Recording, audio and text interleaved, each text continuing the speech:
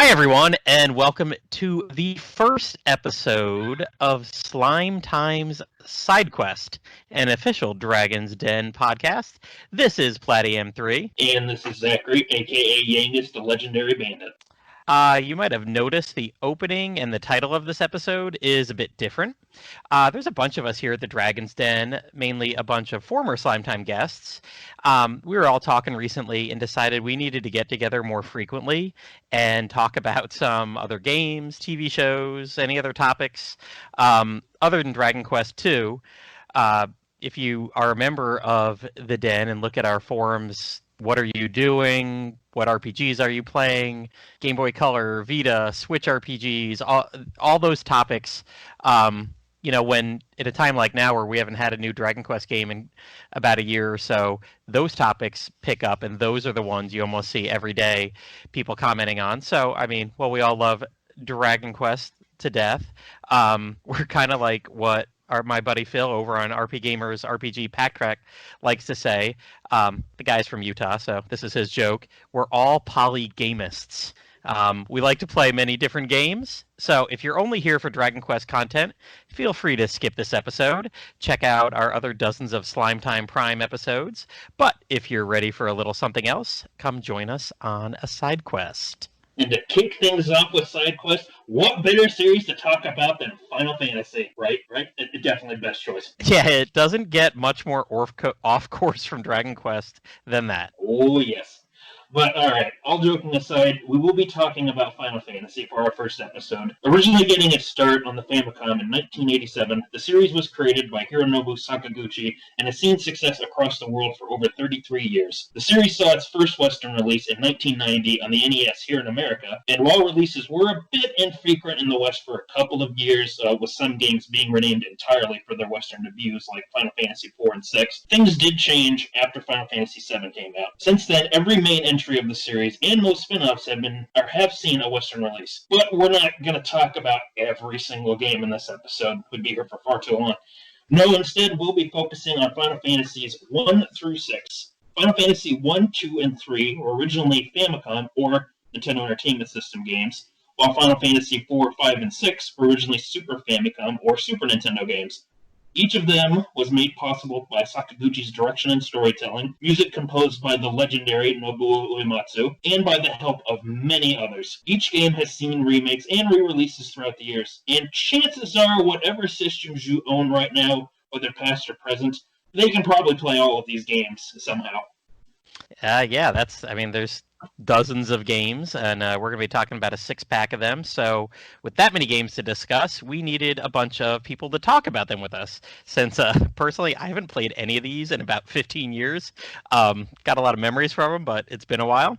So joining us tonight are all former Slime Time Prime guests. We have Bururian. Hello. Hey, how's it going? We've got MattCraft. Mr. Matt, how you doing? Hello. And we've got Mr. Sean Pendergast, a.k.a. Pendy. How are you, Pendy? Hey, I'm doing pretty well. So, with our guest by our side, and with all of my rambling aside from before, let's talk Final Fantasy. First things first, gentlemen, what of the 6 games we're going to talk about tonight, which ones have you played? I've played all of them. Yeah, I played all of them too. It's been a while for all of them, but the first game, because I played the Final Fantasy 1 fairly frequently. I'm actually doing a playthrough on my Japanese 3DS of that 3D remake that they did back in 2013. Oh, you did end up buying that one. I wasn't sure if you would. I did because I was too enamored by the 3D portion of it, it looks pretty nice. And it's basically the Final Fantasy Origins easy type version, just in 3D. So, does it have all of the features included with like other versions of the game that have come out in recent years, like the PSP remake and everything like that? Oh yeah, it's got all of the extra dungeons that were from the Dawn of Souls version. Okay, cool. Ooh. Yeah. You're going to have to send me a link to that if it's actually translated. It's not translated. It never came out over here. So it's Final Fantasy 1. You don't really have to know Japanese all that much to play that game. So since we are talking about Final Fantasy 1, with Bururian bringing that up for us.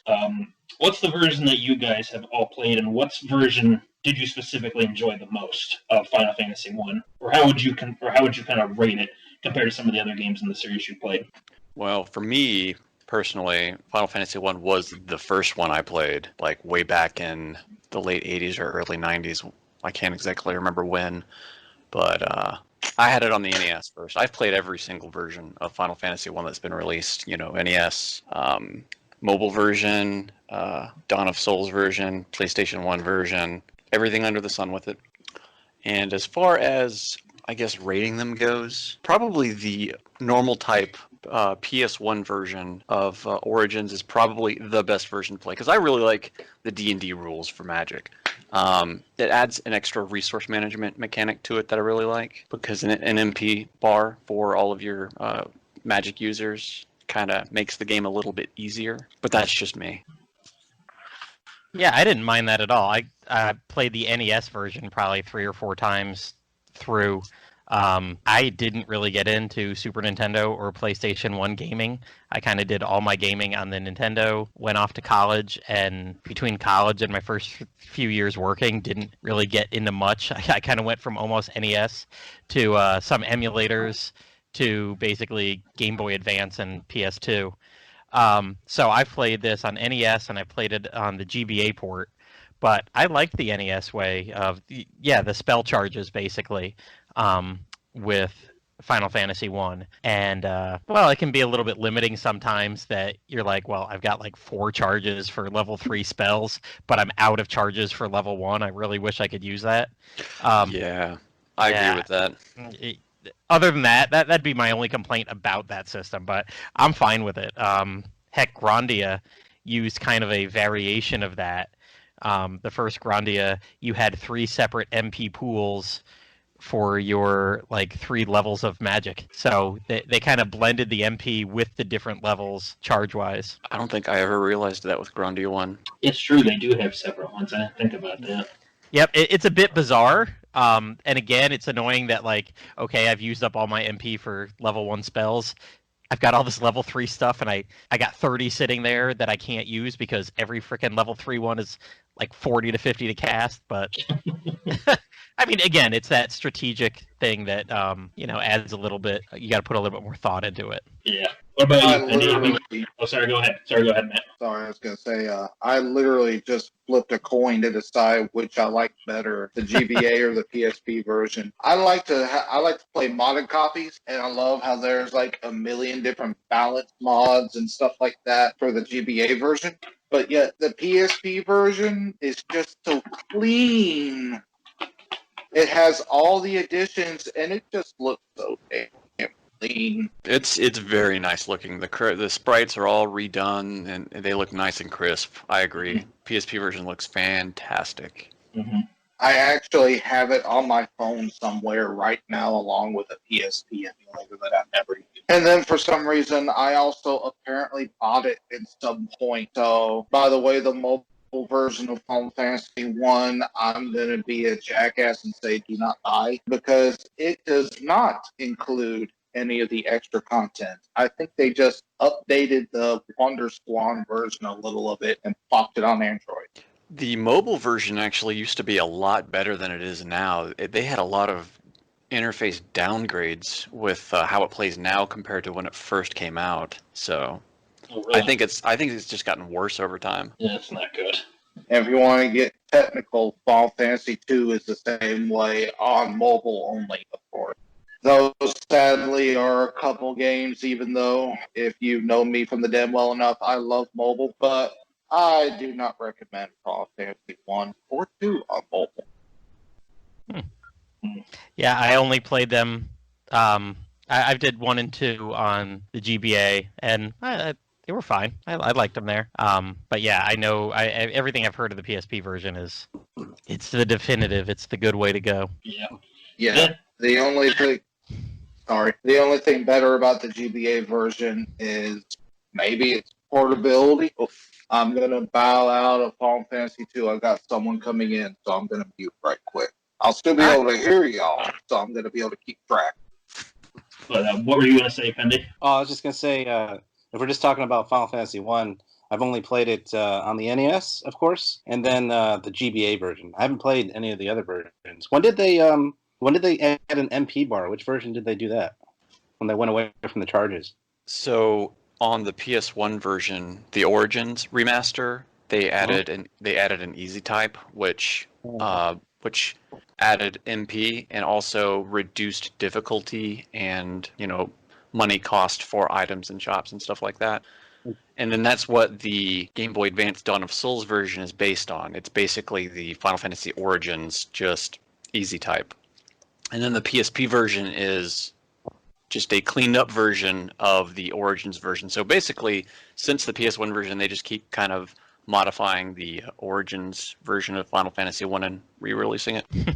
I was really surprised that with the PSP version, I've played that one too. I'm really surprised that they didn't add in the normal type or like the original sort of difficulty setting, because I thought that would have been a good way to, or a good version to kind of bring everything back together to really make it more of the definitive version than it already is. It does have an extra dungeon that doesn't appear in any other version of the game that I'm aware of, and that's I think you get it once you clear the end of the it's like a post-game dungeon kind of thing. Yeah. But it's not the 4 dungeons for each of the fiends. Mm-hmm. Yeah, from my own experience with Final Fantasy 1, Plattym, I ended up playing it first on the Game Boy Advance back when I was younger. Mm-hmm. My introduction to Final Fantasy was through the Game Boy Advance versions, and I think 1 and 2, I ended up playing with those ones after I played 4, 5, and 6. But I ended up playing through 1.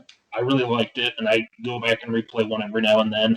And the only other version that I've played through completely is the PSP one. I have played the original NES one. I've bought it for my Wii, and I have it on my NES Mini. But honestly, it's nothing against the original at all, but it's one of those games that it's a little harder for me, for an NES RPG, to sit down and play through, just because it's kind of slow.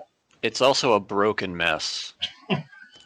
There are several spells that just flat out don't work, and nothing about any kind of elemental affinity works in the game. So if you cast like Null Ice or Null Fire, it doesn't actually do anything. Oh, wow. Yeah. It's a very broken game.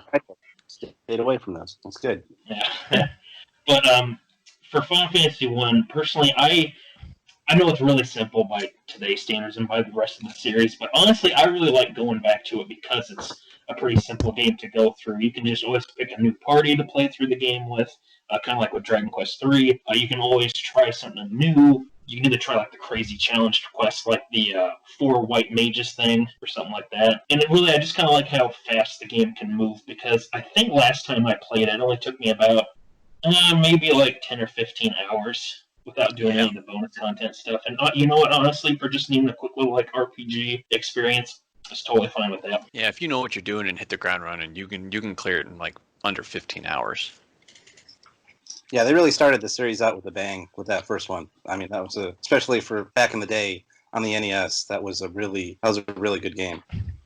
Oh yeah, I mean, I put it right up there with the Dragon Quest games back then. Yeah. Because that game did pretty well for itself too, even though it was released like 3 years after the Japanese release, from what I heard.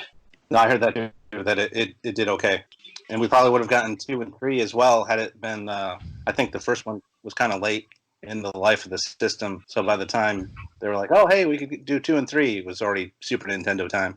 So yeah. Mm-hmm. Yeah, it's funny to think back then that it was Dragon Quest, which wasn't as popular, was able to get the first 4 games over here, no problem, but with Final Fantasy being like the big thing it was back then, and especially now still, they only were able to get the first game out for the NES. We get all the Dragon Quest games out on the NES, but of course no one plays them, so the series goes nowhere. Especially with all the dying and getting nothing on the Super Nintendo, but Final Fantasy ends up being the big international winner, especially after Final Fantasy VII. Oh well, it's crazy how that works sometimes. Mm-hmm. Yeah, everybody, you look back and SNES is probably almost everybody's retro number 1 or number 2. Play JRPGs and RPGs. That's the console that everybody's like, oh yeah, that's the one that really had all the good ones. And God, just imagine if Dragon Quest wouldn't have missed that whole console generation here in the West. A dagger to the heart, not having skipping out on that generation. especially when you've got Dragon Quest V, which is such a fan favorite these days. It would have done pretty well. Yeah, But I mean, 6 would have been a really big hit too. I could imagine. I could see that if that game came out back then, like during the Super Nintendo days, like people, maybe it would have been a bit more of a cult following sort of RPG. But I could see where people would really look at that today and be like, "Man, that was a really ambitious experience for back then." You know, it did all these crazy things that you hadn't seen from an RPG with multiple worlds and all like this extensive class system and all that stuff. I mean, the graphics were pretty good for that too. Yeah, because like people don't necessarily associate Dragon Quest with graphics all the time. I know Dragon Quest 11 has helped to, and 8 actually has helped to disillusion that. But like back in the day, like 6 was like one of the best looking Super Nintendo games out there, and same thing with 4 for the NES. So. But let's see. Yeah, one of my. Oh, sorry. Go ahead. I was gonna say one of my favorite parts in Final Fantasy 1, of course, is finding what is it, the tombstone with Erdrick on it. Oh yes. Yeah. I think they changed it to Link in every other version. It is. Yeah. And it's so funny because it's still that in the PSP one as well. It's still Here Lies Link. Yeah, I think on every subsequent one, you know, they didn't want to give props to another company at that point afterwards. No. It's just so funny just to see him on there. It's like, hey, look, he's on a look. There's Zelda on the Sony console. I mean, I get why they changed it to Link since you're in an elf village. Yeah. Yep. But Yeah, it kind of works too if you think about the Kokiri from Ocarina of Time and how they were the forest people and the elves live in the middle of that forest. So there you go. I loved the original name for it on the NES version because it was just called Elfland before they got fancy on every retranslation and call it Elfheim. That's funny. That's pretty funny, actually. Add a little bit more flavor instead of just description. Like Oh, yeah. Fire 1, Fire 2, Fire 3. Nothing wrong with that. No. Look in the spell books. To learn Fire 3, please see page 2. To learn Fire 2, please see page 1. To learn Fire 1, go to the back of the book. I've actually got the Final Fantasy 1 manual sitting here in front of me. The original NES one. Yeah, I've got the maps too because I've been playing it on the PS1 recently as well. I'm actually playing 2 versions of it at the same time. You're the It perfect just so one to happens. have. It just so happens that you wanted to talk about it while I was doing that. Well timed, well timed.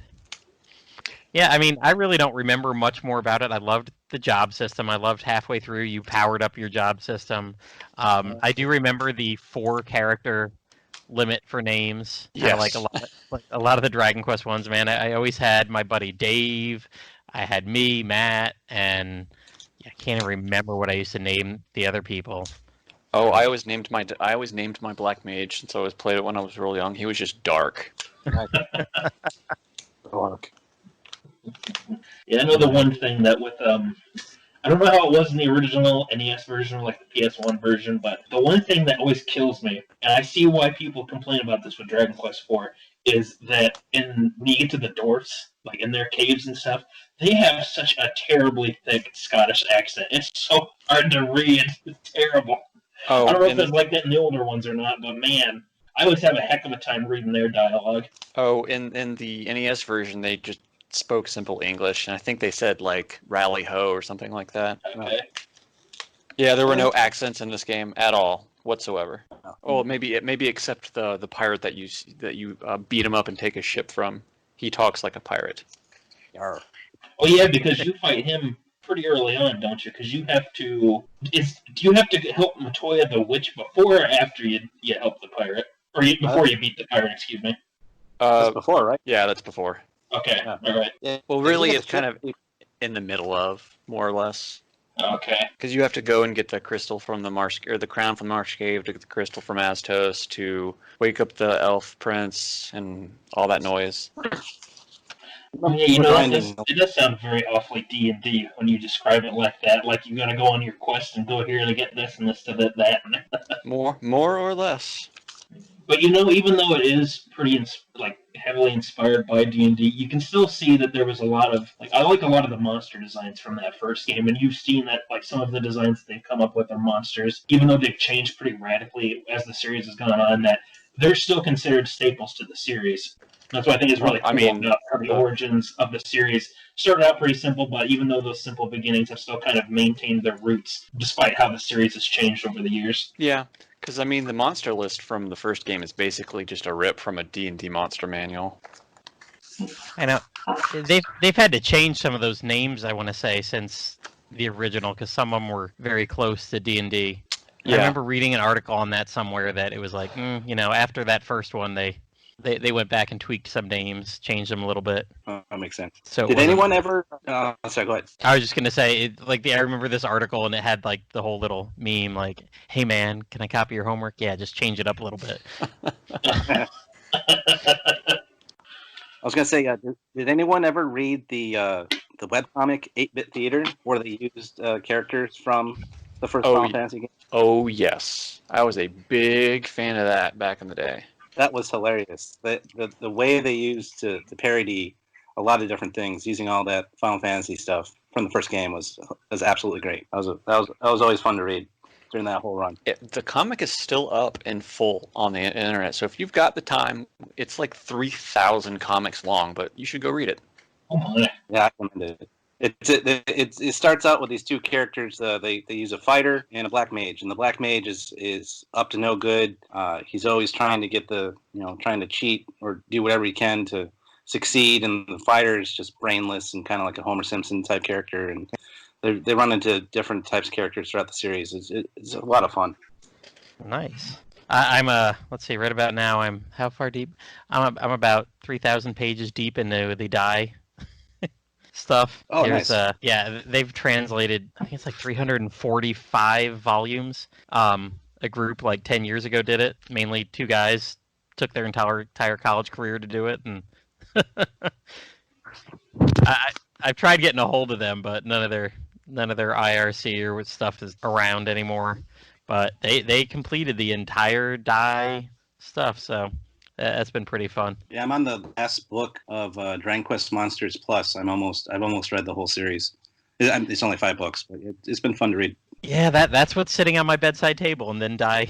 I found Die, and basically it's like 40 books. Did you get through through the first 9 episodes of Die, the anime that guy subtitled off the new release? No, I've should I watch that or? No, Liam wants to do an episode on Abel first, so I've been watching Abel instead. I hope Dwayne was able to finally watch that last episode they took down. Yeah. Or Dwayne. Oh, the day he went to watch it, it was gone. But just imagine that when that happened to him, that there was just like that sad Charlie Brown piano music playing in the background. He just walks away, his head slumped over. Oh, goodness. Well, we're ready for Final Fantasy II? Oh, yeah, we better rip that Band-Aid off, because, well, this is, for those who are unaware, that it's kind of the black sheep of the Final Fantasy games, and a lot of people tend to write it off pretty quick, because it's so radically different from, like, how every other game plays. Just for a little heads up for anybody who's listening that hasn't played it before, instead of a normal level-up system, you level up by doing different actions. So if you use a sword, for instance, you might increase your sword level, or if you take enough damage, you might increase your HP a little bit. So it's pretty different from a lot of RPGs, both back then and even still now.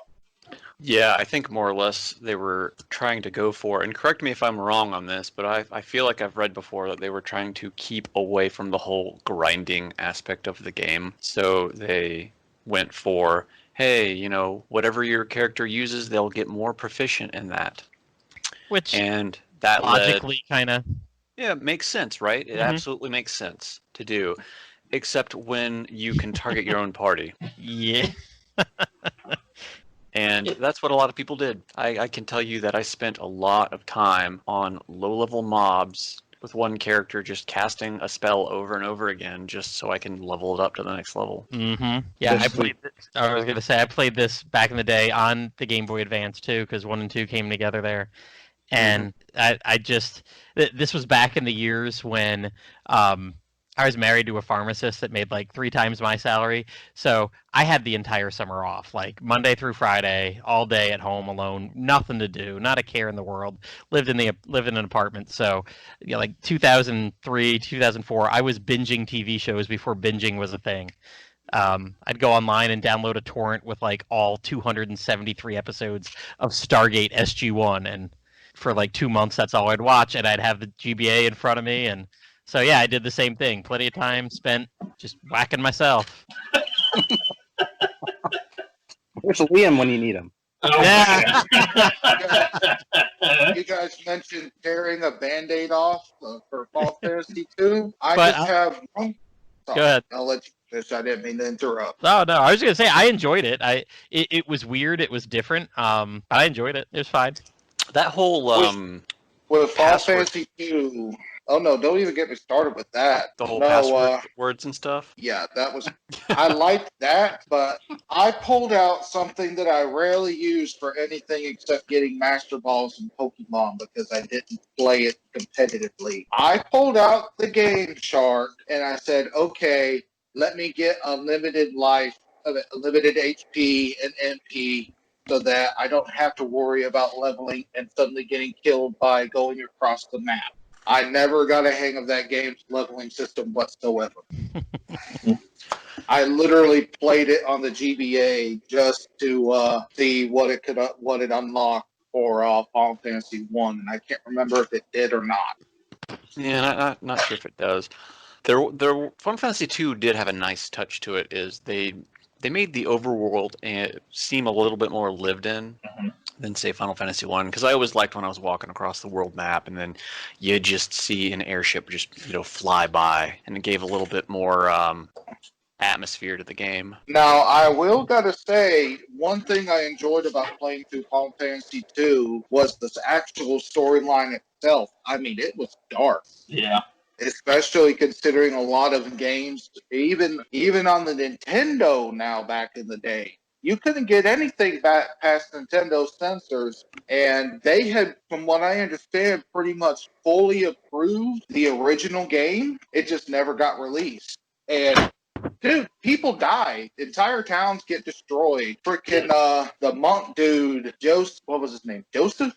Yeah, Something Joseph. like that. Yeah, it's Joseph. He gets crushed by a boulder, and you know he ain't pushing that damn thing off. He gone. Yeah, that's definitely the thing with Final Fantasy 2 that is just so drastically different from Final Fantasy 1.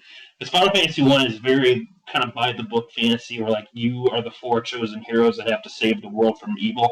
With Final Fantasy 2, even though there's still the plot where you're chosen to go and save the day, it's more so that the main characters, Furion, Guy, and Maria, they more so choose to join the fight and sort of become these leaders for the entire rebellion army. And it was such a darker storyline for an RPG, both back then and even looking at how the series has changed.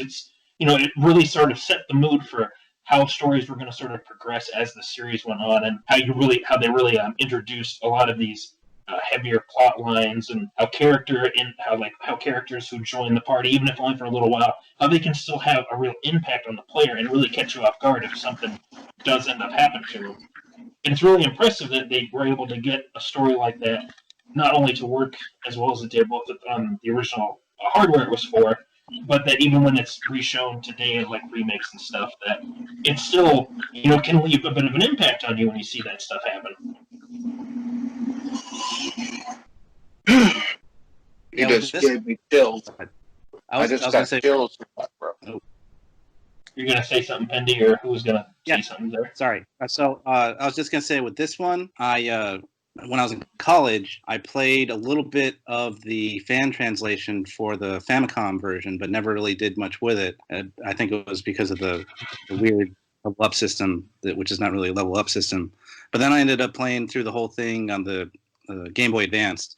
And while I did get through the whole game, I didn't like that whole way of how you powered up all your characters. That was just not one of my favorites, to be sure. Because of the way that system is built. Just never liked it. Yeah, the gameplay system of 2 is definitely, it is real hit and miss with people. I remember like first experience with it was on the Game Boy Advance version. Again, with like how Final Fantasy 1 was my first experience with that. And what I really liked about the game, even though it was a little difficult at some points, especially, I did kind of like how different the leveling up system is. I wouldn't say it's my favorite. I wouldn't want to see that kind of thing in every single game, but I'm glad that I did play through it. But honestly, when playing through it, I found it was actually better to kind of go against what some of the characters wanted you to try or what the game kind of wanted you to do with some characters. Like, I know Maria, she starts off in the back row and with the bow. Honestly, you're better off putting Maria in the front row, giving her like a sword and some other weapon or something, and just let her go to town and level up that way. Because she ends up getting a lot better with a bow or with a sword or a spear versus with her just plain old bow. That's what I did with her. I put her on the front lines with like an axe, I think.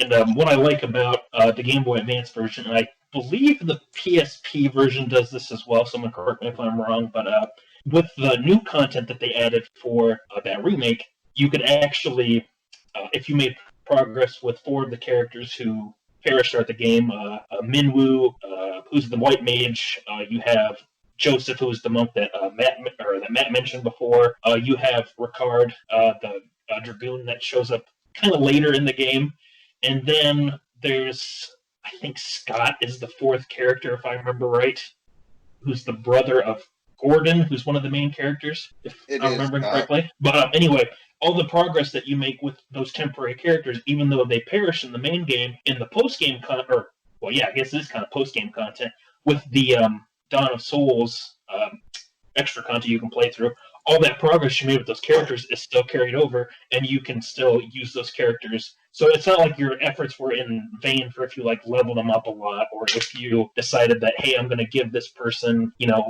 make them focus more on these spells, and it's like, oh crap, no, I just lost that character. But it's like, haha, now in this part of the game, you can use that stuff, no problem. Nice.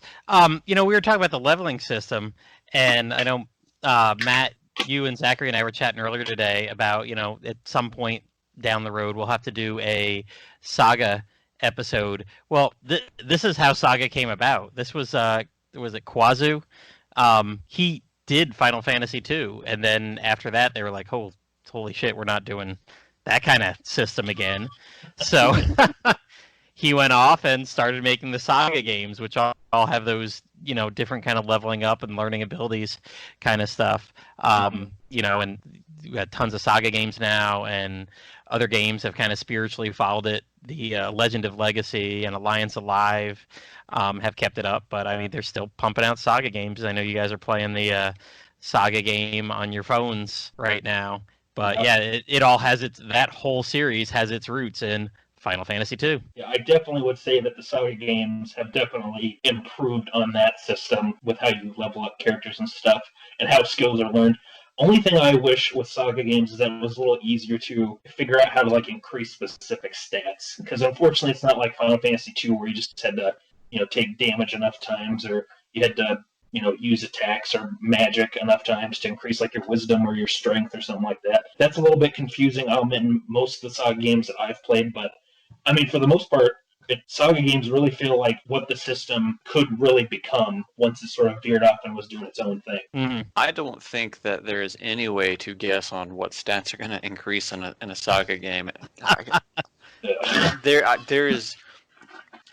I played through Romancing Saga 2 recently, and no matter that, let me tell you, that was very frustrating, especially when you're trying to do something very specific, and you can get one shot, no problem.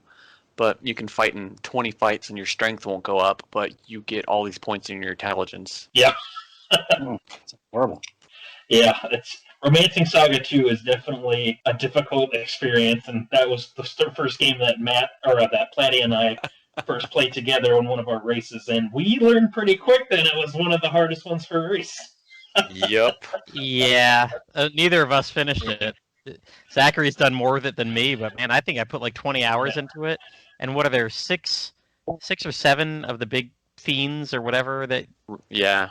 Yeah, it's the 7 heroes. Yeah. The 7. Did you ever make it to the final empire or the final emperor? No, I only beat the one that you beat in the very first generation. I mean, you kept looking for everybody. I mean, I explored 80% of the world. I knew where a couple others were, but yeah, I was just never powered up enough to even take them on. Yeah, I've been able to track down a few more of them. Like I've still been playing the game on and off, but I'm now up to the point where I've killed 3 of them. I don't remember their names, unfortunately, but it's the starting one, the one who controls the battleship that's traveling on the land, and the one who is melding himself with different beasts and monsters to make himself stronger. But the other ones that I found paths to are the one who's like part octopus. I found the way to find the one who's like up in the clouds. I think his name is Wagnus, if I remember right. And I believe I found the one called Noel, who's like a sword master. So I'm in the desert, and people have mentioned that there's a sword guy. But yeah, it's definitely a game where I might play it for like a few hours, and it's like, okay, I need to step away from a while. But it's still fun. I still like it. It's like Final Fantasy 2. It's kind of frustrating, but it can still be a fun time. You just have to kind of maybe take it in strides a little bit here and there, and if something's kind of bothering you or it's frustrating, the game's like, okay, let's just step back for a little bit, play something else, we'll come back and we'll try again. Very much so. Anybody else got anything to say about 2? Maybe play it if you're interested. Yeah, definitely a completionist of the series kind of game to play. If you're going to play any version of it, play the Dawn of Souls version. It's probably the best way to play. Yeah, because the PSP version, I've played that, but man, it has loading times for battles. That's never a good thing. Does it really? Because I don't remember the first game having that problem. No, the first game doesn't have that, but I have for my PSP that I bought years and years ago. Like some of the few physical games I had for it were the 2 Final Fantasy 1 and 2, the PSP version, whatever the disc versions are called. But UMDs. Yeah. Thank you, UMDs. But yeah, Final Fantasy 2, it has loading screens for battles. Like the very first battle I got, a little chocobo pops up in the corner, like running across the screen. It took like 5 seconds or so for the battle to start. It's like, I don't know if I'm going to be playing this one. I don't know if it does that if you have it digitally, like if you bought a digital version on your PSP or something, but... This is reminiscent of Final Fantasy Chronicles for the PS1. Yeah, I tried playing the PS1 version of Final Fantasy V that way, and oh boy, that was a waste. That was a waste of $5. I shouldn't have bought that on the PSN. I could use that $5 on something else instead. I just bought a loading screen simulator. It's not that bad. I played through Final Fantasy V on a PlayStation 1. The anthology version way back in the day, and I have the first edition of that where you've got a random chance that the game's just going to bug out on you when in a loading screen. So. Oh well, that's fun. Yeah. Isn't that the translation to where the Tonberry is renamed to Dingleberry? I don't remember. Oh god, I thought there was a version of Final Fantasy V where and they didn't realize the context of what that can mean, that I swear that Tonberry was renamed Dingleberry. Like it was DINGL and then Berry after it. That would be the Super Nintendo fan translation. Oh god. What's that version? Okay. They probably did a literal translation on it. Oh man. Alright, well before we get too off topic and jump to 5, let's go back and we'll talk about Final Fantasy 3. AKA the one that we did not get until the Nintendo DS version came out. Was that the first one? Because I played it on the PSP. Yeah, sorry, go ahead. I was going to say, yeah, the DS came out first. I remember that was like almost one of those day one purchases for me. Just, kind of being a fan of all the earlier Final Fantasies and whatever. When that came out, that was great. I spent so much time and effort on the weird mail system that it had. Like to send messages like through the internet, you had to get like 3 pieces of mail people to respond to unlock the Onion Knight class. I don't know if you remember that. It was, this is well before most online features. Interesting. But, the DS did have some weird stuff, and I don't think anybody was on the Den doing it. I think I actually on Game FAQs was posting and messaging people like, hey, someone want to trade mail just so we can get up to our 3 people? It had some weird feature to unlock that, which I'm sure the PSP did, and it was probably quite easy. With that weird dongle that you could buy and hook it up to your computer if you were lucky? No. See, I played the PSP version just because you could use you could listen to a remixed soundtrack. That was the feature for the PSP version. Mm-hmm. Yeah, that's So about the I'm- way to go with it too. Is that or play it on Steam, because even though Steam has the mobile look and menus as you're scrolling through, it still has a lot of the same features that the PSP version has. So if you have a PC and you want to try and play the game, then there you go. You can get it off Steam for like $10, I think. I mean, Steam and mobile are pretty much the same exact version. But yeah, has anyone played the? I believe there's a pretty good fan translation for the original Famicom version. Has anyone tried playing that one before, or has everybody here mainly played the remake version of the game? That I was beat just it in high school. Oh wow, it's only $8 on Steam right now for Final Fantasy 3. You should Well, get there it. you I might have to get that when I get home. Buy it through the Square Enix store. That's where the sale is. But Yeah, I Pendy, played- have you played Final Fantasy 3 at all? Or? Yeah, I have. I did try again in college when I was trying a bunch of different ROMs back in the day. I tried the fan translation for that you were just asking about for the Famicom, but I never really got much of it. It wasn't until we got it for the DS, the 3D version, that I did play through the whole game when that came out, and it was pretty good. Like I liked the class system that it introduced, and it was interesting. I remember there was the one part in that game that frustrated me was I think there was one part where you couldn't really win against the boss or get through the dungeon unless you like changed all your characters to dragoons or something like that. I'm kind of vague on it, but like besides that, because I had fun with it and it was pretty good. Yeah, I also played the fan translation. Well, I should say up to the first dungeon on the NES fan translation like 20 years ago, I think. But I wasn't very good at it, so I didn't get too terribly far. What I always liked about and this can go for other systems that you can do through emulators, especially with the job system, is fast forward. I can't remember specifically if they had a mastery system in the NES version, but oh Lord, the DS version. I could not emulate it at all. I beat the NES version and loved it. I loved it to death. But when they did the 3DS version, they did I'm pretty sure they did the mastery system where you could master your classes and stuff, like in Final Fantasy V. And I fast forwarded through that as much as I could and grinded like crazy.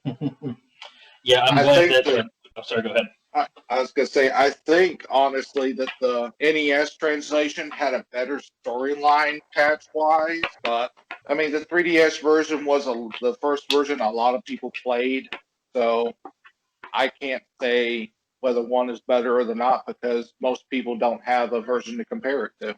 That is a fair point, because really, it's only if you're in Japan or if you do decide to try and emulate it that you're really going to know what the key differences are and like what comparisons would be. Because I'd be curious too with the Japanese versions of 3 and some of the other games too. Like, how different does the script change? Like, do they really like clean up the script from like the original to the remakes? Do they change some of the storyline stuff? Because we probably would never know. What they really did was, you know how they started adding accents and stuff to games? Yeah. After, like, I guess the first Dragon Quest remake? I can't remember when they really started doing it, but Final Fantasy 3 got that hard. Like, it was crazy, if I remember right. It's one of those games where I actually only played through both copies once and never really touched it again because I haven't had a chance to. Like, if I play it again, I want to play it on a TV. So I'm going to have to be perfectly honest. I have an Amazon Fire Stick in my drawer at home since I don't really use it that much because I have a smart TV. I have it on my watch list for Amazon for whenever Square Enix does a sale again so I can play it on. Yeah, Final Fantasy 3. My first experience with that one was, like a lot of you guys, was the DS version. I can't remember if I bought it new or used. I honestly can't.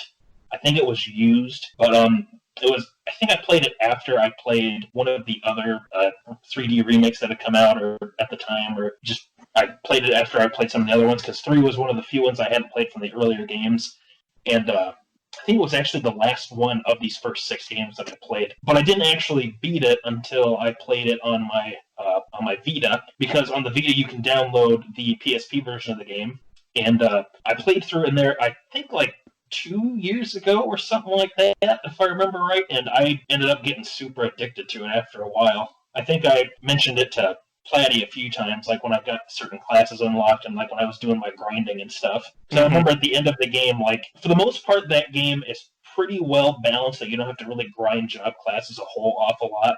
There are a few times, like Pendy had said, where you got to switch your jobs purposefully for certain bosses or certain areas. But for the most part, you can get through it. No real problem with grinding forever. But boy, you hit the end of the game at the Crystal Tower. Oh man, you hit a brick wall fast if you don't have some really strong classes or levels. Oh man. That happened to me the first time I played the game on the PSP. Is I got to that Crystal Tower and I just basically got floored. Oh yeah, it's bad. It's bad. I think, and maybe you guys did this too, but I remember when I played on my Vita, I had gone through the Land of Eureka, which is a bit of a bonus dungeon where you can get some of the strongest gear and like the 2 bonus classes, the Ninja and the Sage. After I did that, I ended up turning everybody into Battle Masters. I went into the Crystal Tower, just pretty much stayed on the first floor, had everybody grind that class up just because the Battle Master gives a ton of HP bonuses when you level up with it. So I just did that until everybody had like 7,000 HP. So I'm like, okay, we'll try it now. And you just made me remember the freaking Crystal Tower and that maze that came before it. Yeah. That's definitely one of the hardest final the areas. wall for that. Yeah, definitely one of the hardest end games for Final Fantasy because there's no save point at any point in between the Crystal Tower and the final boss. Like, you can't save anywhere inside. Like, not even in the 3D remakes you can do that. You gotta save outside, and you better make sure you can beat the whole thing because otherwise you die at some point. Guess what you gotta do again? I mean, you know, it was kind of hard like that. You still get to go through the Forbidden Land Eureka beforehand, and I honestly loved the music for that particular little, I guess you can call it mini section. I mean, I know it's optional, but I mean, hell, you go through there, you get the best equipment in the game, Bahamut, and all that crap. So you still kind of got to go through it, or you're gonna die. I mean, Final Fantasy 1 was the same way. It was very difficult. You had to save outside the Temple of Chaos and go in there and get all the way to the bottom floor, fighting all 4 fiends again, and then you get to fight the final boss, all without saving or anything like that. So yeah, that was pretty difficult. Especially once in like the final area, the final area, you start running into like zombie dragons who can just tear your party down if you're not ready. You just got me humming the freaking Final Fantasy 1 boss. Oh, funny. But what I liked with Final Fantasy 3 was that, you know, I do like the job class system a lot, how they really changed that. Not really a big fan of like how if you change jobs that you have to like re-strengthen the job class back up like after like 2, 3, 4 battles, whatever the case might be. But I thought it was a really good idea, like how they changed up the job class system, and especially with like the 3D remakes, because I like one class that I never had touched in some of the other games was the Geomancer class. Boy, that class can actually get really strong if you stick with it for a while. Like, when I played on my Vita, one of my characters, I believe the girl, Refia, I kept her as the Geomancer for pretty much the whole game. She was getting so strong by the end, she could use that one Shadow Flare spell and do like 6,000 damage to enemies for like no MP whatsoever. It was crazy. And that's what I think is really impressive about that job class system, too, for that game, that even though it's pretty simple by some of the other game standards, and like how later games like 5 really further pushed it, I think it's still really cool how they were able to get or pull off a lot with that system, both in the original and with the remake, that they were able to get, you know, you were able to get your money's worth out of investing in a job class for a while. I forget, when you change jobs in Final Fantasy 3, do you have a stat block change, or do you carry everything over? I don't know 100% for sure. I think whatever stats you gain from being in a job class you stick with, because I remember like when I did all my Battle Master grinding at the end of the game, like when everybody got up to 7,000 HP, like when I switched into other classes, whether it was a mage class or a physical fighter class or just sort of a support class, they still kept that relative same amount of HP. Like everybody stayed over 7,000. I gotcha. So I want to say yes that it carries over, but there might be a few things that change just like a teeny bit depending on what class you're in. Better Yeah, support. that makes sense. I imagine more. It's been so long since I've played it. I can barely remember anything about it. Yeah, that's sort of the thing with 3. I think is it does have a lot. I think kind of like 1 and 2, or especially like 2. It does have some pretty cool moments to it, but some of the characters and some of the events and cutscenes don't unfortunately leave as much of an impact. But having said that, I do think that 3 has some pretty cool characters and some cool ideas for like what are their names? Doga and Wene, I believe they are.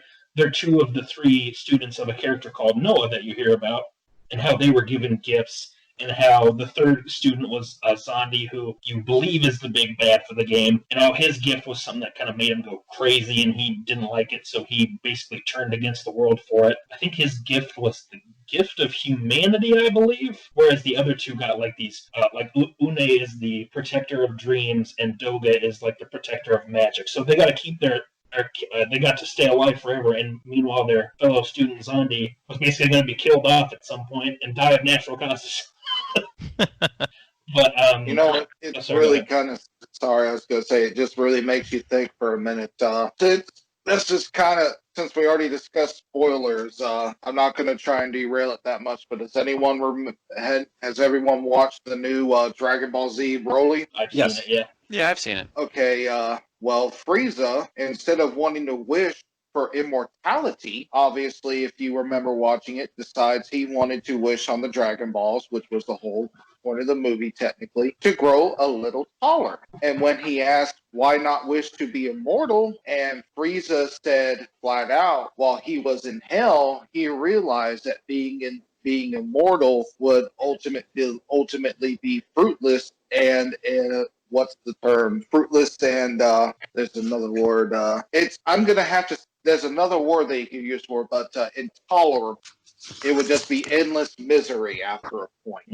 And if you really think about it, that is Zande's true downfall. He does not realize that immortality, like he originally wanted, it would have gotten old real quick. And that was actually a funny joke. It really was. But it just makes you kind of wonder, like, damn, why? Well, and I'm not going to get into the spiritual standpoints of it. My point is, why would anyone really want to be immortal? And Zande is no exception. I mean, hell, Doga and Une die and they're happy. Mm-hmm. Yeah, because they choose to help you get stronger, and they choose to let themselves be killed off.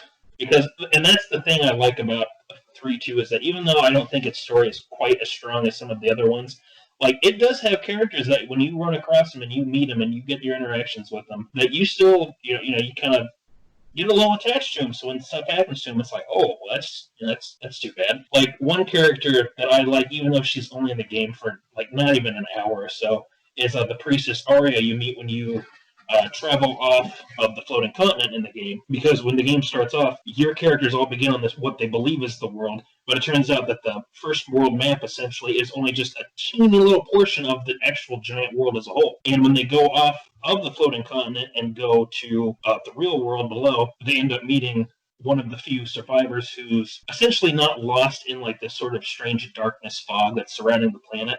And she's a priestess that you help out. And even though, like in the remake especially, she forms a bit of an attachment with one of the main characters, Lunith, who's sort of your starting protagonist character. And even though she's only in the game for really only about maybe 30-40 minutes or so, she has a nice little melody for her theme song. It's used a lot in other Final Fantasy games, like in the Theatrhythm Final Fantasy games, as one of the music tracks for the little video version of a song you can play to see events from the game. And she does leave an impact because she has to make that, or she takes the sacrifice to save the heroes from dying from the attack of a monster, and it's because of that they're able to restore the rest of the world back to the light and essentially continue on their quest. So it's kind of like with the Une and Doga thing, where even though you might not know them for the longest time, like their actions still help further impact the heroes and make a change for the rest of the world as a whole. That's the story, as far as the story goes. While you're talking about the story, there's one thing that get kind of omitted from the remake. In the original, the 4 characters, the Onion Knight, if you would, they're all brothers related, like blood brothers, and they were rescued by the Final Fantasy III Sid on his airship from the original overworld. As a matter of fact, Sid is from the overworld. And in the remake, I think that they just all happen to be orphans that he brought up from the overworld. I don't think that they ever really expanded on that. I thought one of them was the daughter of a king or something. No, she was the daughter of a blacksmith, I think. Yeah.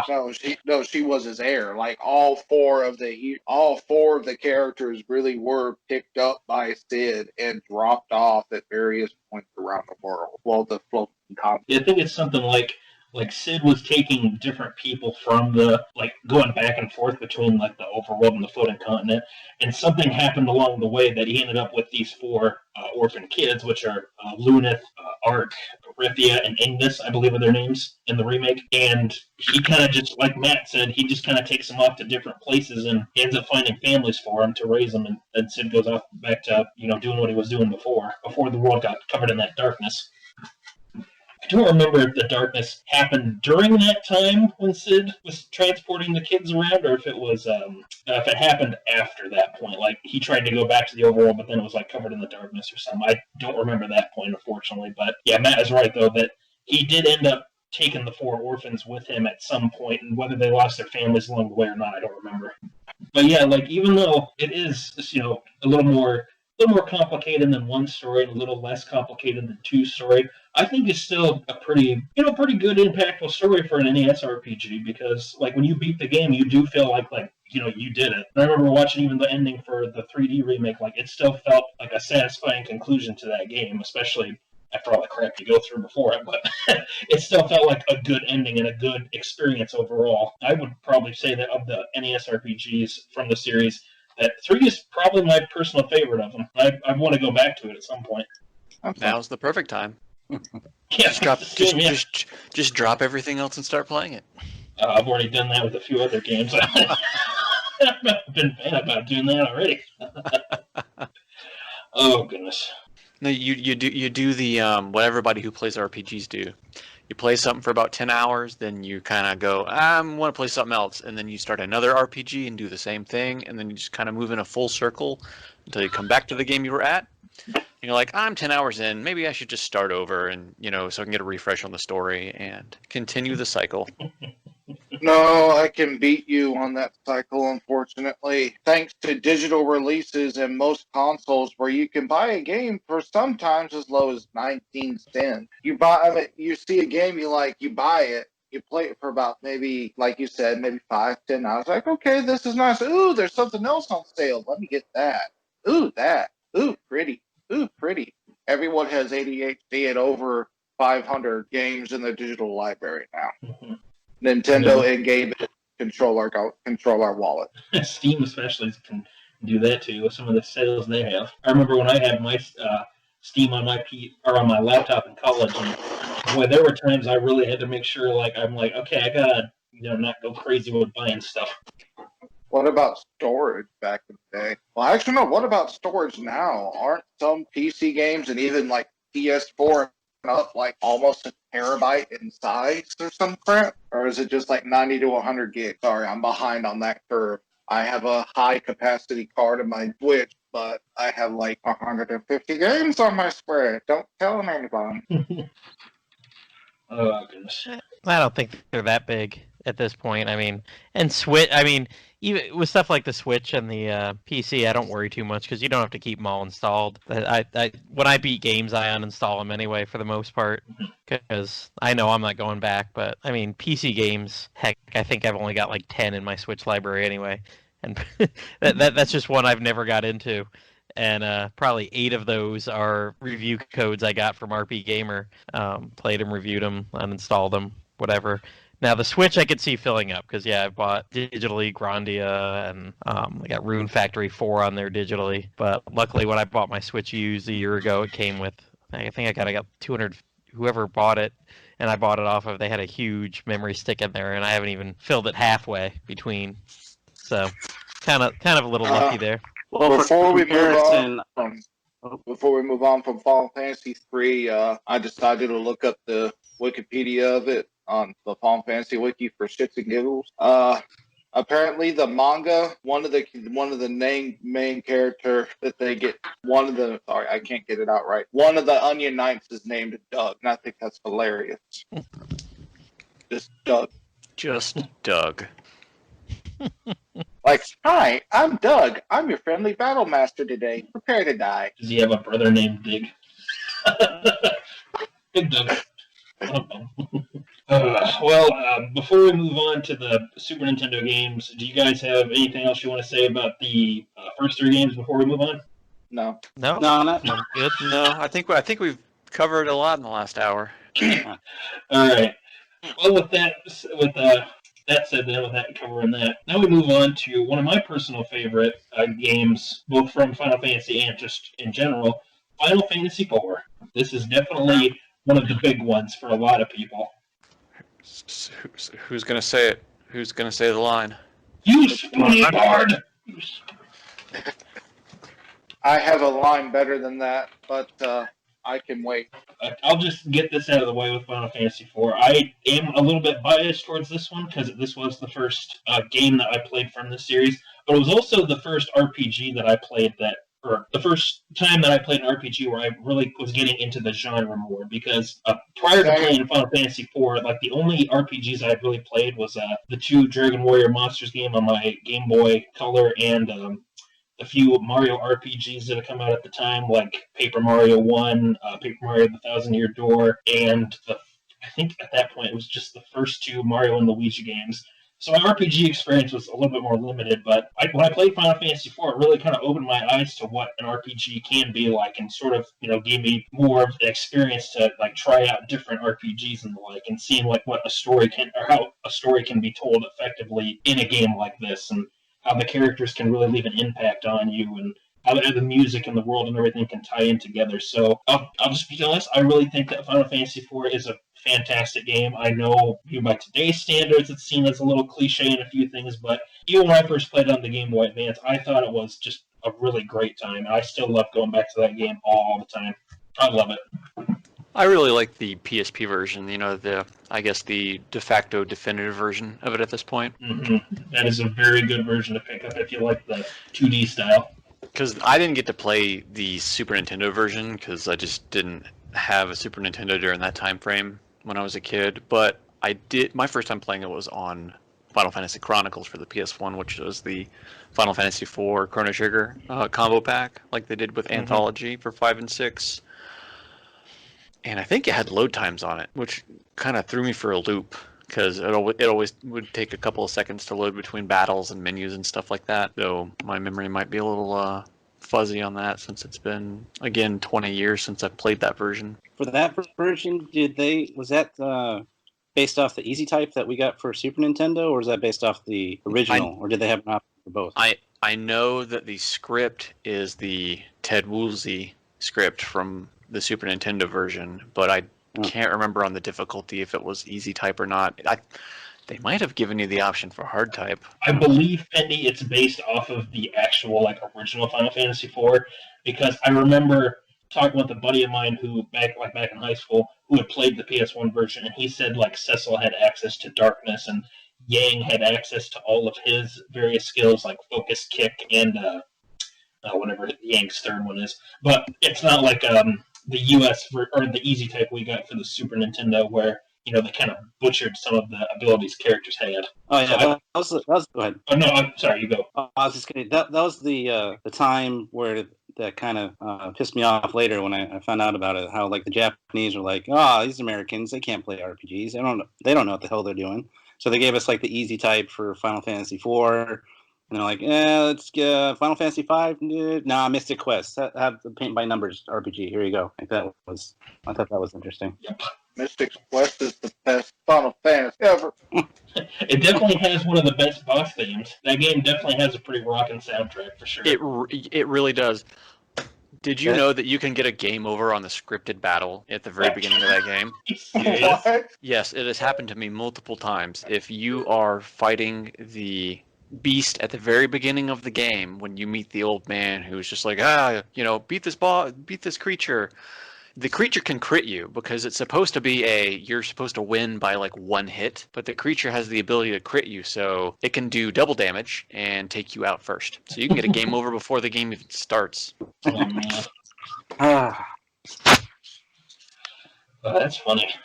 But have you guys played all the different versions of Final Fantasy IV, or have you mainly played like the 2D ones, or have you played the 3D one at all, like the 3D remakes for the DS?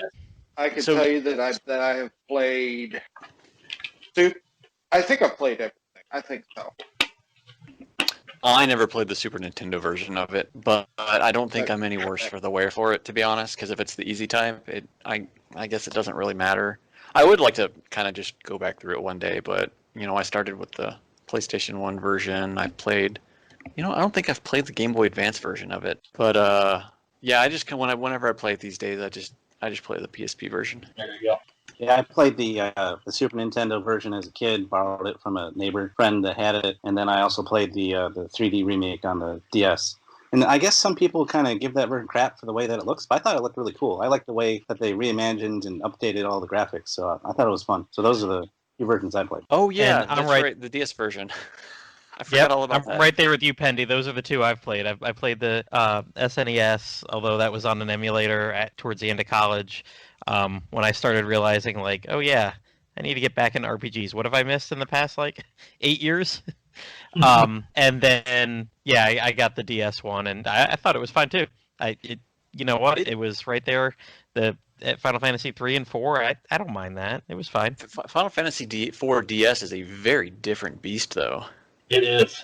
It's fun, Oh, but yeah. it's very different. I think I remember reading a interview with the director of the game way back in the day, and he's like, basically treat this like not Final Fantasy IV, because while it's Final Fantasy IV, at the same time, it's not Final Fantasy IV. That is a pretty fairly accurate way to describe it, because like they completely changed like the skill system. They've changed the script is. I think the script is just absolutely fantastic in the DS version.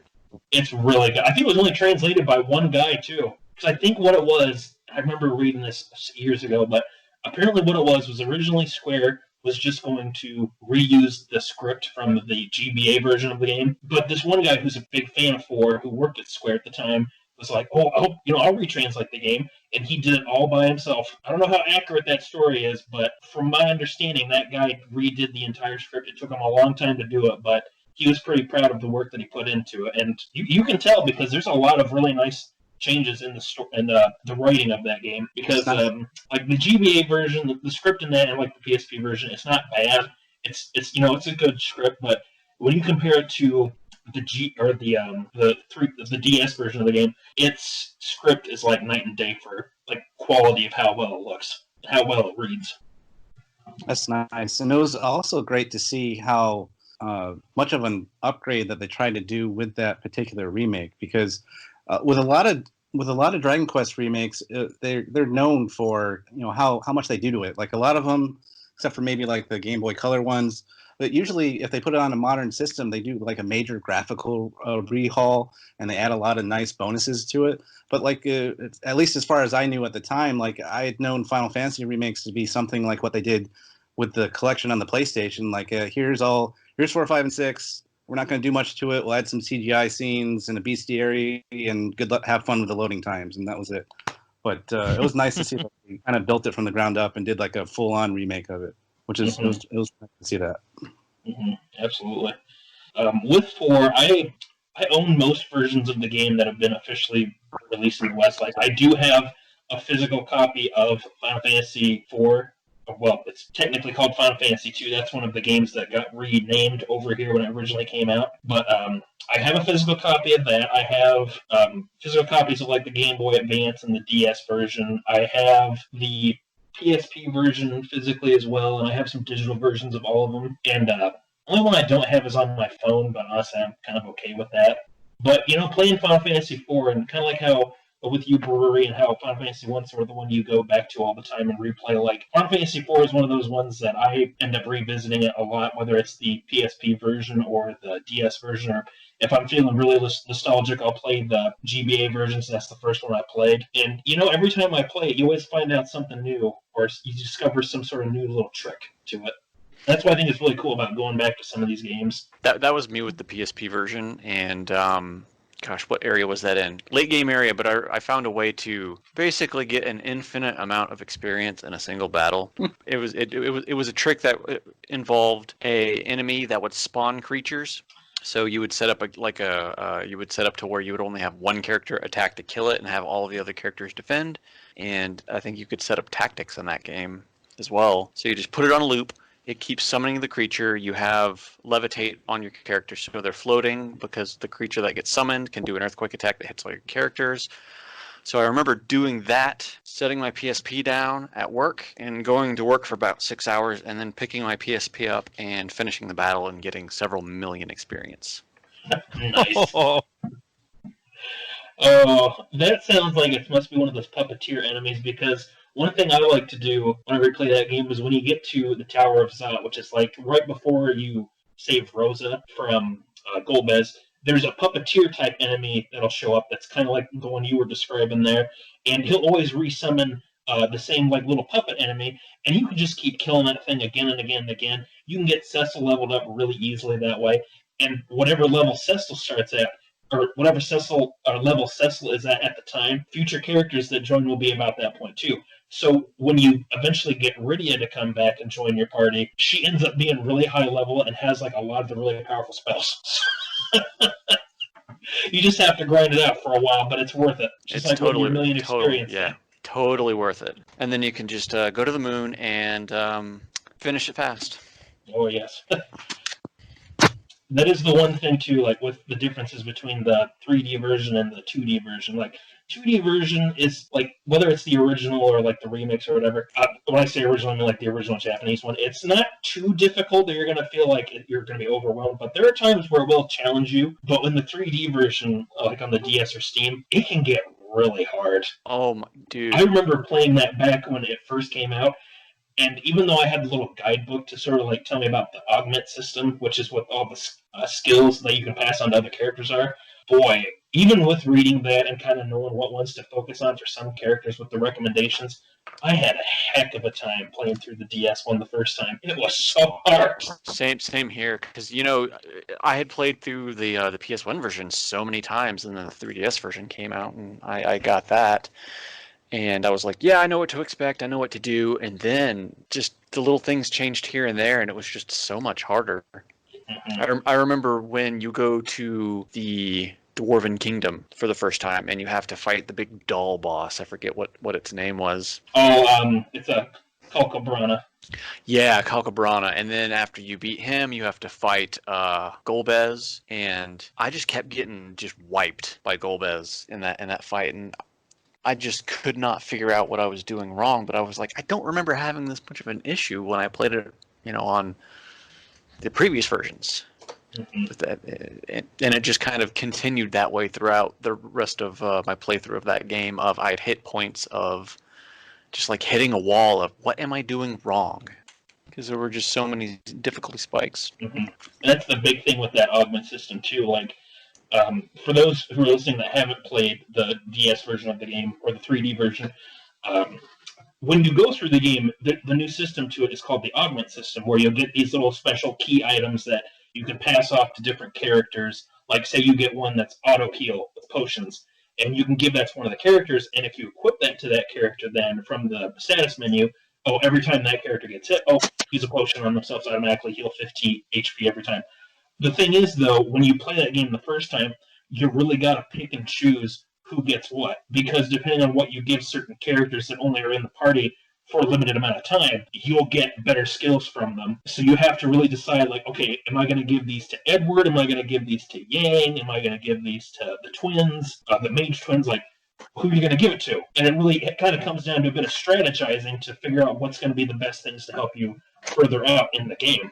Like, one of the things that I always did when I play is I always go to give Edward his stuff. Because even though Edward's like the big joke character of Final Fantasy as a whole, because he's just such a bad playable character, even though he's only in your team for like 2 dungeons, if you give him stuff, or if you give him these different augment skills, you can end up getting his support ability where he can use an item on everybody. And on the 3D version, they changed it so he can use Phoenix Downs and high ethers and elixirs on every single character instead of just potions. So that's a really good one to have. You can get his Bard song where you can learn different songs throughout the game by talking to dancers. And you can like give haste to everybody. You can increase everybody's HP for a set number of turns and different stuff like that. And every character, temporary or not, always has these different ones they'll pass on to you as you go along through the game. So it gets really difficult if you don't know who's going to give you what, and if you're not like what we were talking about, you can just get steamrolled by something, and it's like, what the heck am I supposed to do? Well, I ain't got nothing. I actually was going to say that's what I liked about the remake. I just came back to the conversation. Yeah, I'm sorry. I apologize if I'm rambling a bit when we were talking about this one. It's unfortunately one of the games that I do have a lot to say, so apologies. Oh no, fine. it's all good, man. It's like me with Final Fantasy 1. I could talk about that game all day long for how simple it is. 4 is one of the better ones out there. You know, it gets you from the beginning. Like, it has a pretty good story to it. When you're got the opening scene when you're on the airship and you're the Dark Knight and you're basically kind of the bad guy, and how that his journey from being a knight to being a paladin. I mean, that was pretty cool. It was probably definitely my favorite character. And also, I don't know how you pronounce her name. Is it Rydia? How do you pronounce it? I've always said it as Rydia. That's why. Rydia. Same here.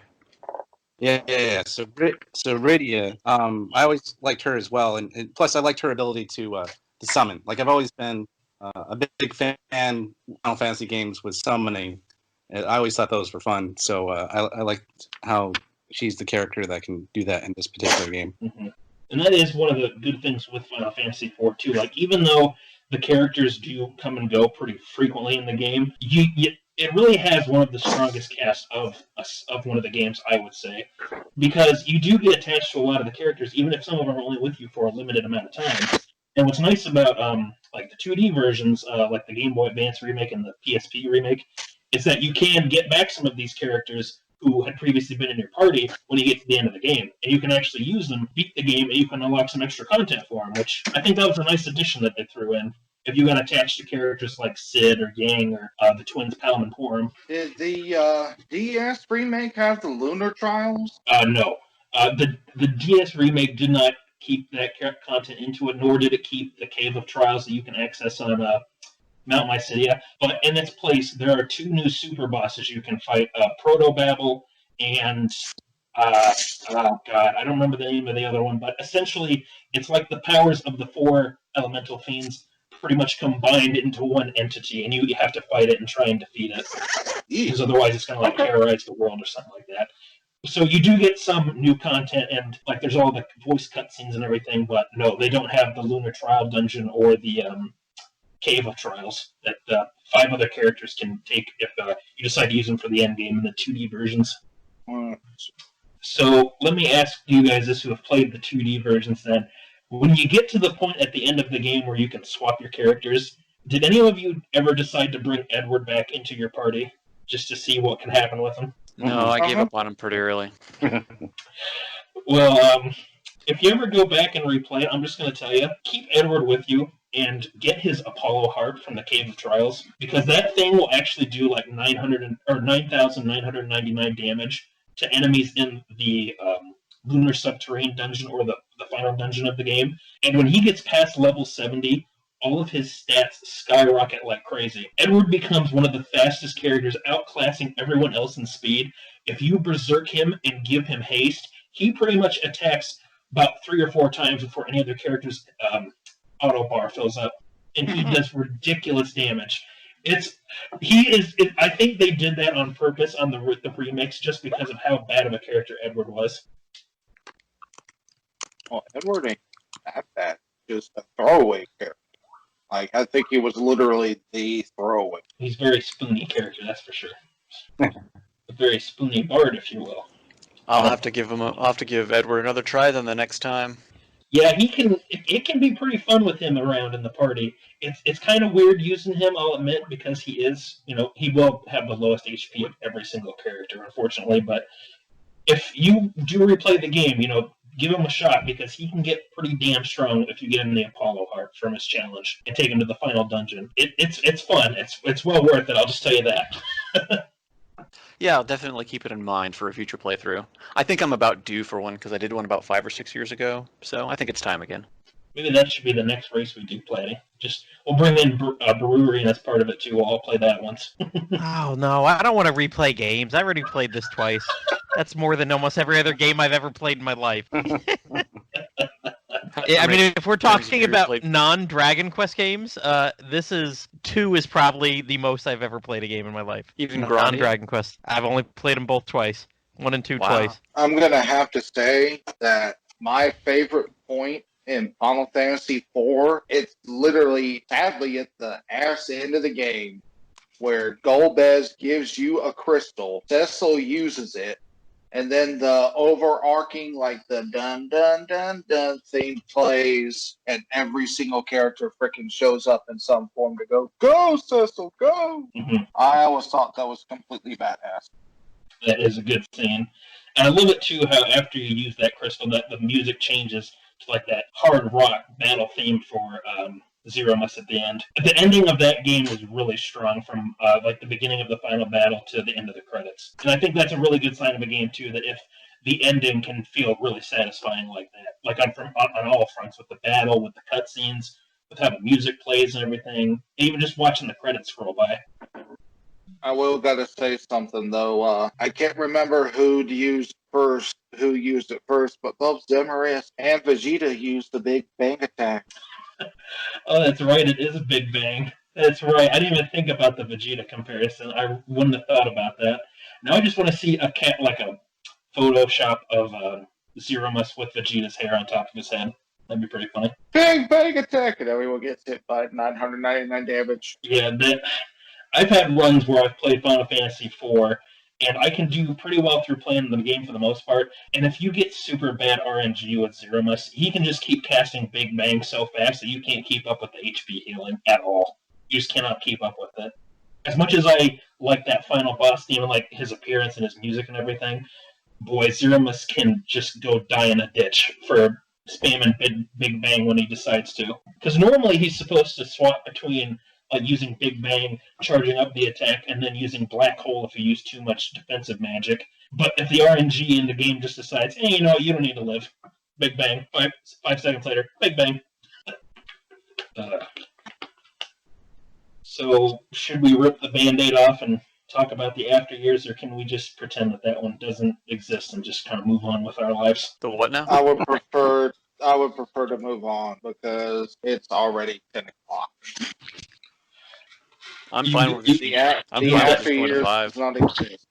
Okay, so we're just going to pretend that after years is not a thing. We're just going to gone.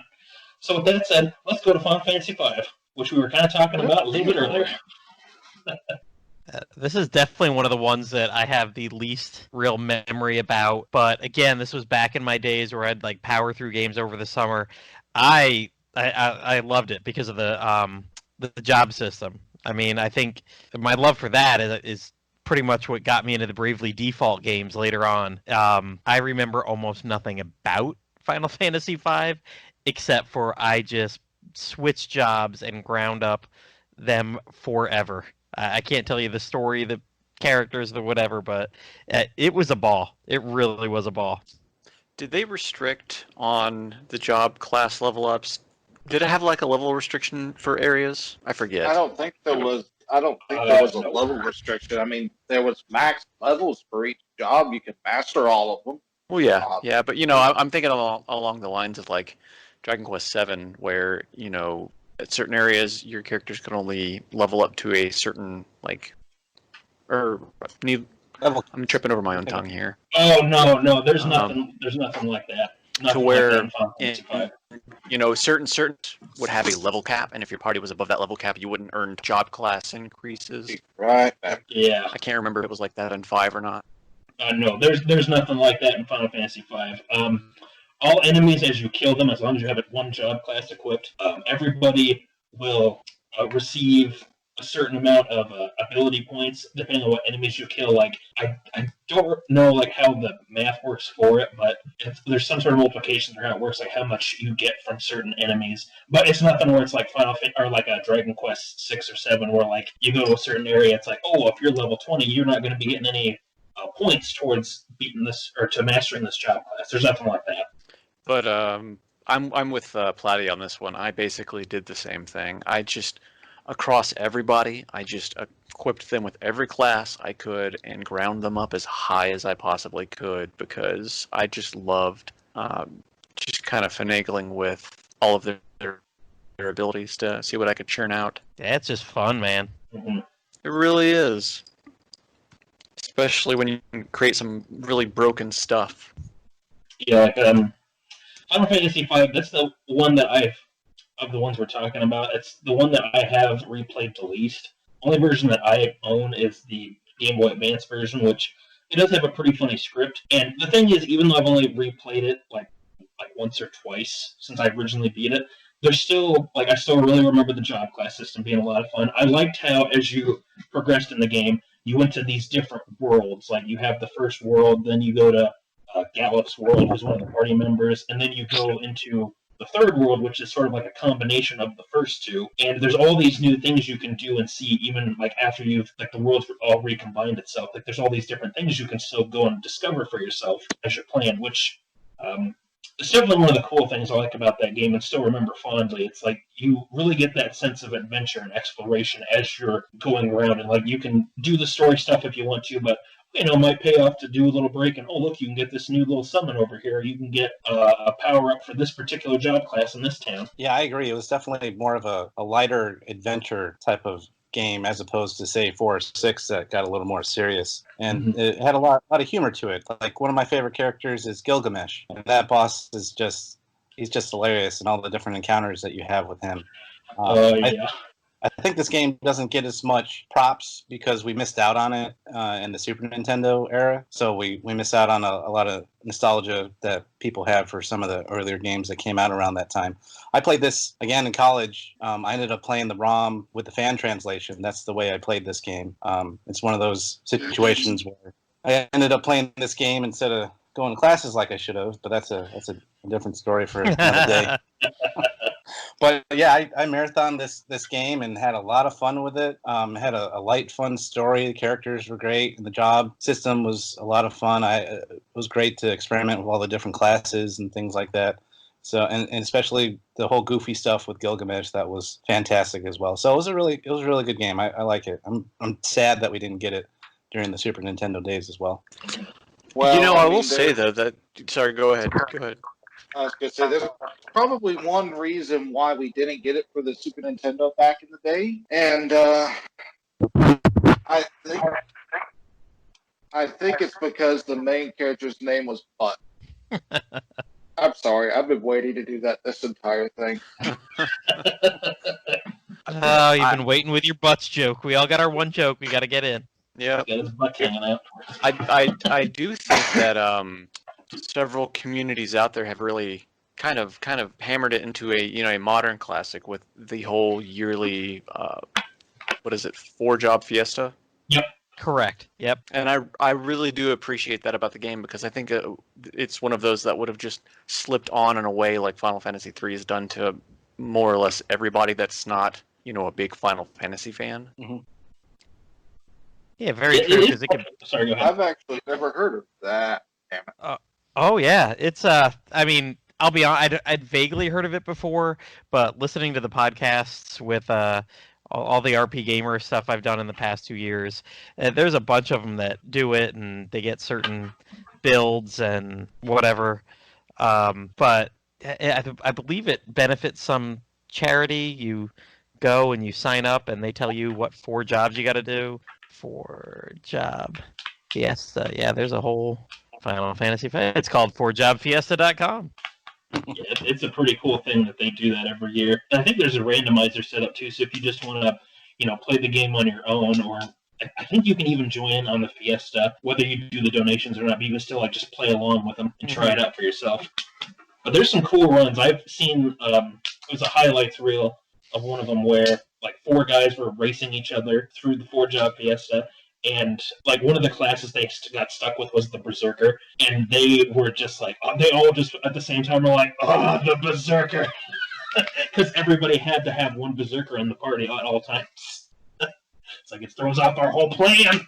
But yeah, definitely. Even though Final Fantasy V, kind of like what Penny was saying, where it doesn't quite have the nostalgia, I think the people that do end up playing it, like what we've been talking about, like they really do enjoy it because it is a little more of a lighthearted, a little more goofy game, but it's a really fun time, and it has some really great gameplay to it. And I think that it has one of Uematsu's best soundtracks from the Super Nintendo days, because like of the Super Nintendo soundtracks, I find myself listening to that one the most of those 3 games, because it has such a unique sound to it, both in how like the songs are composed, but just what sort of sound system he used for it back then. Like on the Game Boy Advance, I just thought the soundtrack was okay, but when I got to hear the original, what was more like intended to sound like on the Super Nintendo sound system, it sounds really good. There are some really great songs in this soundtrack, and like with Gilgamesh's theme, Battle on the Big Bridge, that's a fantastic battle theme. Absolutely one of Uematsu's best songs that he's ever written. But for humor from that game, like one of the lines that I still remember pretty fondly from playing the GBA version was, I think it's the final battle with Gilgamesh in the second world, where he's trying to get the Excalibur sword, but it turns out being Excalibur. But before he uses it on you, he turns to the party and he's like, "All right, it's time we fight like men and ladies who are dressed like men. For Gilgamesh, it's morphin' time!" And he just transforms into like his giant forearm self. That was always a good line. I really enjoyed that character a lot. He was just. Yeah. And you know what? They use him in a long quest line in Final Fantasy XIV. That is it is Final Fantasy V levels of humor with Gilgamesh. Oh, really? He's in 14? I didn't know that. Yeah, it even goes to a raid boss, or not a raid boss, but like a gosh, what do they call him?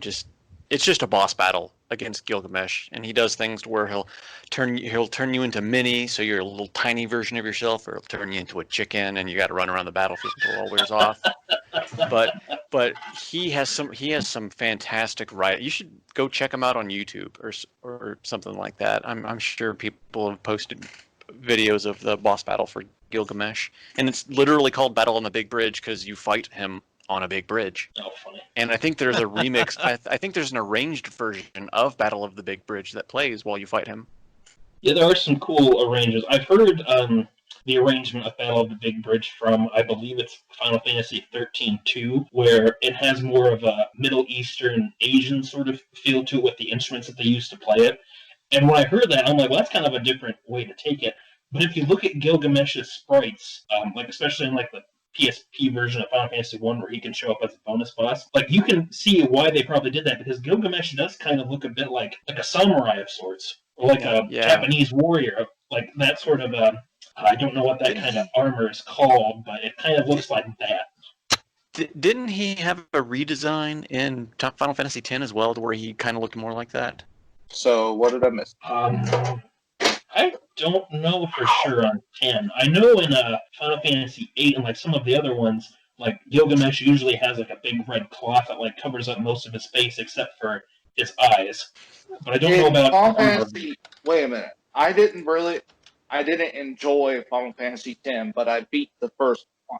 I think they took Gilgamesh out and put that Yojimbo character in place of him, didn't they? Or was that another one that had I think you're right. It's Yojimbo. I can't. Yeah. It's been a while. I was wondering. I was like, I don't remember Gilgamesh in 10, but yeah, I remember Yojimbo. Yeah, it was Yojimbo. I just have bad memory. But Gilgamesh has showed up in almost every Final Fantasy game in some way or another. Like, funny enough, in the Game Boy Advance version of Final Fantasy IV, there's a late game, or like a post-game enemy in the Lunar Trials you can run into that's called Gilgamesh, but it's just one of the turtle enemies recolored to like a greenish color. And it's really funny. It's like, well, I guess Gilgamesh is a turtle in this game.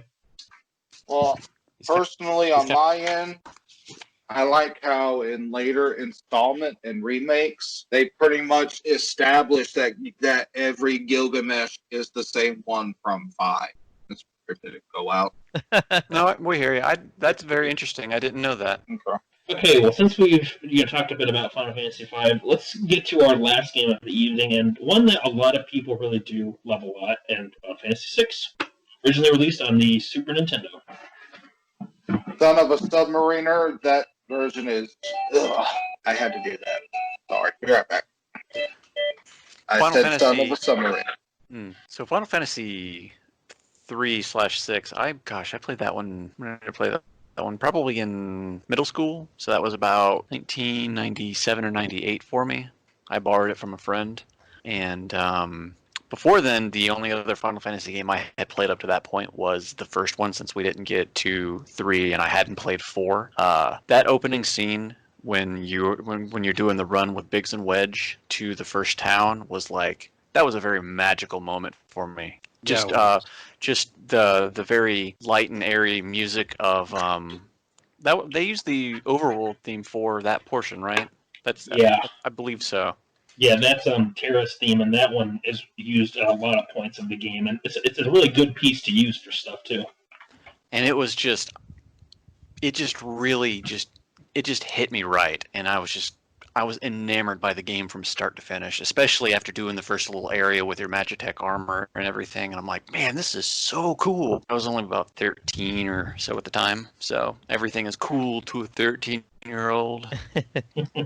It really does resonate with me, does that. Just from the beginning get-go of it, watching the mech armors go over the freaking snowfield and seeing Nar start slowly coming into scene, and you're going, it's like watching the Star Wars crawl or something. Huh? Mm-hmm.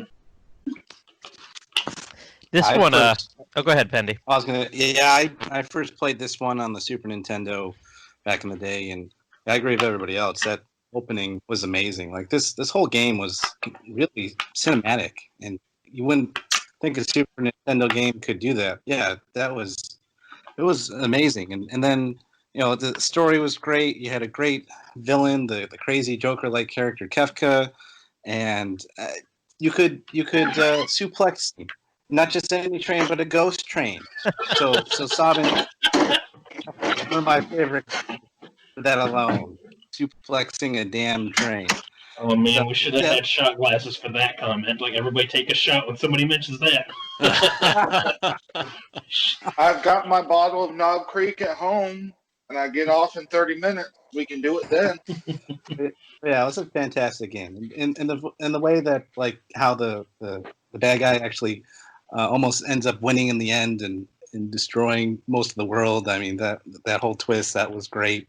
So all the different characters were fantastic, and it was just such a great game. It's definitely my favorite of all the old school Final Fantasy games for sure. I'm not trying to stop it definitely has there. a Sorry, let me go ahead and get this out right quick. No, Kefka won. There's only 2 games that, well, technically 3 if you want to get to it, that I have played where the villain most definitively won. Final Fantasy VI and Arc the Lad 2 and 3. The world ends, the bad guy gets exactly what he wanted. You still kick the crap out of him. But in Final Fantasy VI, the world's done. Magic is gone, the Espers are dead. Sure, they're going towards a new frontier, but he won. Same thing for Arc the Lad 2 and 3. The ultimate evil gets released, and the next thing you see is violent natural disasters, just like Final Fantasy VI, engulfing the world, people dying. Once again, I don't know how the hell they managed to get all of that past Nintendo censor. And I'll get on to another scene after a few of you say a few words. That really stuck with me for that game. Yeah, what were you going to say, Plattym, from a little bit ago? Yeah, sorry about that. Microphone. There we go. My microphone popped off for a second. This is the game that got me back into RPGs, because I had I had a long break. I went to college and I didn't bring my Super Nintendo for a long time, and I think it was my senior year of college. Some kid that I was tutoring was talking about emulators, and I hadn't even heard about those. This was 99, 2000. And when I started looking into it, I'm like, oh, that's cool. And I was like, well, what games did I have for my Nintendo that I really liked? And I had Dragon Warrior and Final Fantasy. And Dragon Warrior didn't, back in the old days of the internet, that didn't exactly point me to any new games, that search string, but Final Fantasy did. And I picked up this one, and I mean, I spent months playing through it and trying to get everybody, and because there's a ton of characters in this game that you're playing with and flipping them out in the airship and whatnot. And it was a while after that I was like, wow, there's a lot more out there. And then through searching Dragon Warrior, I was like, oh my god, there was the Dragon Quest. That's what finally hit the Dragon Quest, and then I realized there was Dragon Quest 5 and 6. So this was definitely interesting enough to get me back into it and looking it up, and it got me back into Dragon Quest kind of through the back door after that. So it was good. And yeah, when you hear people talk about their Final Fantasy, their favorite ones of these old school, usually it's 4 and 6. Oh yeah. I mean, I totally agree with that. Just based on ensemble casts from both games. But for me, since I didn't play 4, I didn't have the experience of Cecil's journey with Golbez and all that stuff. But 6 really gave me a kind of terrifying villain who, like Matt had said, who kind of when he turned the world of balance into the world of ruin. Because before then, all of the RPGs that I had played was like Final Fantasy 1 and a couple of other non-square RPGs at that time, and they just weren't on the level of storytelling that Final Fantasy 6 is definitely on. Because most of the time, you wouldn't meet the big bad evil guy of the game until like the 11th hour. But with this, you get Kefka up front almost immediately. And I think the first time that I was really like, oh, this guy is some serious stuff, is when you visit that one desert town and he basically poisons and kills the entire town. Oh yeah, you're just like, whoa, wait, what? Because before then everything had been kind of soft by comparison, and then you're just like, oh, this guy means business. He's gonna do what he needs, not messing around. And I also really liked how all of the characters in 6 were introduced. Kind of story credits kind of thing at the beginning, like at the beginning of the movie when it's it's just like, hey, it's Bururian, hey, it's Yangus, kind of thing, and gives a little backstory on who they are, even if you don't get them immediately. Yeah, that is the nice thing I like about 6 as well. Like, I believe it still has the record of having the most playable characters in a main Final Fantasy game with 14 playable characters. But the nice thing is that even though some of the characters really don't have much involvement with the plot and really just might be there just to help out just because, the game does take the time to introduce all of them, gives you little scenes with them to kind of get attached to them and find out a little bit more about their characters, like the little intro credit things you're talking about. Like one of my favorite characters from the game, and he actually did appear in Final Fantasy V as a bonus boss that you can fight for a certain job class, is Go-Go the Mime, who is a completely optional character you can recruit in the second half of the game. There's really no indication to where he's at in the world other than some NPC saying, oh, there's this giant sandworm on the Triangle Island, but be careful, it might eat you up. And that's really your only clue where he's at. But if you go down and get Go-Go, you have to go through this little trial dungeon. You talk to him. He wants to know what your goal is and like why you've come to this place. And when he tells you, his response is, oh, you're trying to save the world? That seems interesting. Let me tag along and I'll copy your every move. And that's all it is. And he just joins along with you. You can do whatever you need to with him. I don't think I've ever actually. I know he exists, but I don't ever think I've ever picked him up in a playthrough. Oh, Go-Go is a great character to have. He really is. That dungeon is hell. Let me go ahead and get in this last quip because after this I have to go. I gotta go home in a minute. It's almost 11. But Final Fantasy VI has always had at least a few scenes in it that always it like I said earlier, it resonates with you. It triggers super strong emotion.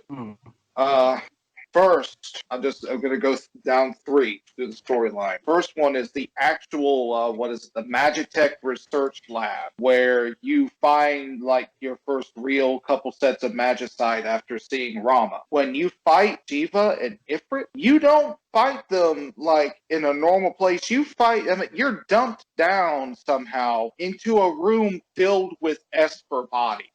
They're all dead, except for Shiva and Ifrit. They're all dead, completely drained of everything. And that got past Nintendo censors. That was a scene that resonated for a while. And then, I'm pretty sure all of you remember General Leah. Oh, yeah. Yep. You never get him in your party, and I think you play him. He's like the abandoned guest character, but he's one of the also first real remembering Final Fantasy characters to flat out die. And his death, protecting the party, and the way Terra tries to remember him, that's a real powerful part of the story for me. But the one scene that will always resonate with Final Fantasy VI is pretty much right after you get to the world of ruin. You wake up as Celeste, and the only person, and you wake up on this deserted island. There's a house there. The only person there is her father figure, basically. Final Fantasy VI is Sid. He's sick. He's dying. And the only way you can take care of him is by fishing. And of course, if you guys remember, you have to get him the good fish or he dies too. Well, if he died, and this got through the Super Nintendo censors, I still don't know how. Celeste will climb up a cliff that's on the top of the island. Apparently, people committed suicide there by jumping off the cliff because they figured, hey, world's done, we can't get out of here. And if Sid is alive, I think Celeste finds, either way she finds it, but Celeste will actually jump off the cliff, and she survives, I guess because she's already a Magitech Knight and all that crap. But, and seeing an actual, for real suicide attempt in a game really shows what the developers are trying to do to push the story straight into your head. Like, a kid was like, what's going on? And if parents are watching, they go, oh, damn. And they pull the cartridge out from your system probably and throw it away because you can't do that in the video game. Not the 90s, no sir. And that and possibly Celeste's maybe little after arc of that, finding the will to live and or, of course, Sid still being alive. You saved him. Yeah, that was just very powerful for me. And it's actually one of the reasons that Final Fantasy VI is actually my second favorite Final Fantasy game. I'm sorry, my first is, I'm not going to be a troll and say Mystic Quest. My favorite is actually Final Fantasy Dimension. But 6 has, honestly, to me, the best storyline in the entire series because of the lengths that it goes to put itself out there. I agree. Yeah, absolutely. Definitely, yeah. And that's all I got, guys. I am going home. You all have a good night, and it was a pleasure being here with you, gentlemen. I will see some of you hopefully for the Saga 3 episode. Well, Saga 3. I'm just going to hit my head on the wall. Final Fantasy 3, Saga 3. Ugh. Ow! All right, Matt. Thanks for joining us tonight. Yeah, thanks for joining us. See you later, guys. Yep, bye. Oh, goodness. But yeah, Matt really hit a lot of the points for it. There's a lot of emotional scenes in Final Fantasy VI. And, some of the other games before it did have their good emotional scenes, but 6 really has a lot of, I wouldn't say they were, like trying to just be edgy or anything like that, but they felt like the sincere ways to get you attached to these characters and make you appreciate, how these characters would grow and change as the story went on. Because there's a lot of cutscenes, especially in the second half of the game with the World of Ruin, where, you see that Cyan needs to, like what Bururian was talking about before, where he witnesses the death of his people after Kefka poisons the water supply and basically everyone dies in the kingdom that he's been protecting for years. And in the second half of the game, you get to actually experience some of those events that are still haunting Cyan and essentially help him sort of, come to terms with, unfortunately it happened, but I have to keep these people alive inside of me and grow as a person from it. Let my experiences help shape me for who I am. And I think that kind of stuff can resonate with a player a lot. You know what? Everybody's opinion. Oh, I was just gonna add on to that. One thing that really got me with the game is the first time I played it, I didn't wait till the timer ended when you're trying to escape, so I never got Shadow back. And I was kind of devastated for the rest of the game that he sacrificed himself like that, only to find out, years later, hey, if you wait till literally the last second, he shows up. Yeah. Because Who's who's going to wait around? I was just going to say, who's going to wait around to the very last second? Most people probably wouldn't have thought to do that, or maybe I'm just hasty. Yeah, that does catch people off guard, because I had a friend of mine play the Game Boy Advance version a few years back at my old job, and he played it on his computer, and he didn't know about that either, Bururian. He ended up leaving the floating continent, and he was so sad that Shadow died. And I said, well, I mean, Realm gets to use Interceptor the dog. He's like, yeah, but it's not the same as Shadow. He's a cool ninja guy. So you're definitely not alone on accidentally missing that. Yeah. But what was I going to say? Like, I do like, though, with that, you talking about that, if you do end up missing Shadow, you do get to see how there's more of a connection between him and Realm and Strago, because, well, bit of a spoiler for the Super Bowl game, but Realm and Shadow are related to each other, and Realm is pretty much implied and just almost straight out confirmed in Realm's version of a cutscene that Shadow is her long-lost father. You kind of see that when you first play the game, or when you first get to the town that Realm and Strago live in, because when Realm shows up, you see Shadow's sprite actually kind of turn around and look away from the rest of the characters. But what's nice about, in the event that Shadow does unfortunately die at the floating continent, you do get to see new versions of those cutscenes where you get to see, like, Realm asking, oh, where's my dad at? And what happened to her mom then. It's little details like that, but, you're still sad you lost out one of the characters, but you kind of get to see then a new perspective on what the game is trying to present to you in the second half of the story. Yeah, and that's really neat. I like that. I was going to ask, what is everybody's opinion on the ATB system, or active time battle?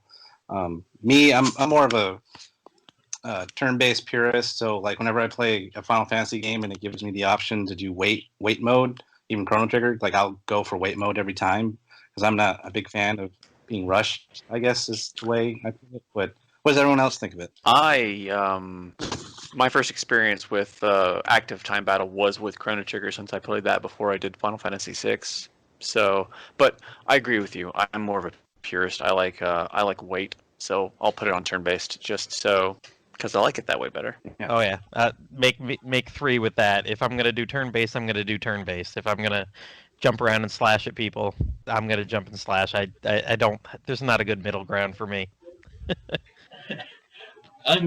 I'm kind of split, I guess. Like, for mostly having played just a few turn-based RPGs before, I played Final Fantasy IV, which was my first experience with an ATB system. Going into that was a little different, I'll admit, seeing the bar fill up, and that's when I can attack. But, if a game has that, I really don't mind that as much. Like, I do prefer a turn-based system, just kind of getting used to that. But honestly, I'm pretty adaptable with how a game wants to present its style. Like, I do prefer the wait command where, like, when you're in the menus and scrolling through spells or items, like, nothing else is going to happen, so you kind of have a time to think a little bit. But if a Final Fantasy game has the ATB system, or if there's some other system I think that one I've played has, but if it has an ATB, or like Chrono Trigger, like with that one having the ATB thing, I really don't mind that one as much, having the little bar that fills up and you go from there. Sometimes it's kind of fun to think quickly on your feet. You have to be like, okay, quick, I got to do this and try and go for that. But you know what? I totally get it, though, if you want to, like, stop and think. And you want to turn on the wait thing so you can kind of strategize a bit more in your head about what to do. So I guess I'm just, I guess my mood sort of changes every now and then when I replay these games, what I want to do. But let me ask you guys this, since we've now talked about 6 of them. What of these games do you think had one of the best endings? Like, or the most impactful ending to you as the player? From Final Fantasy 1 through 6.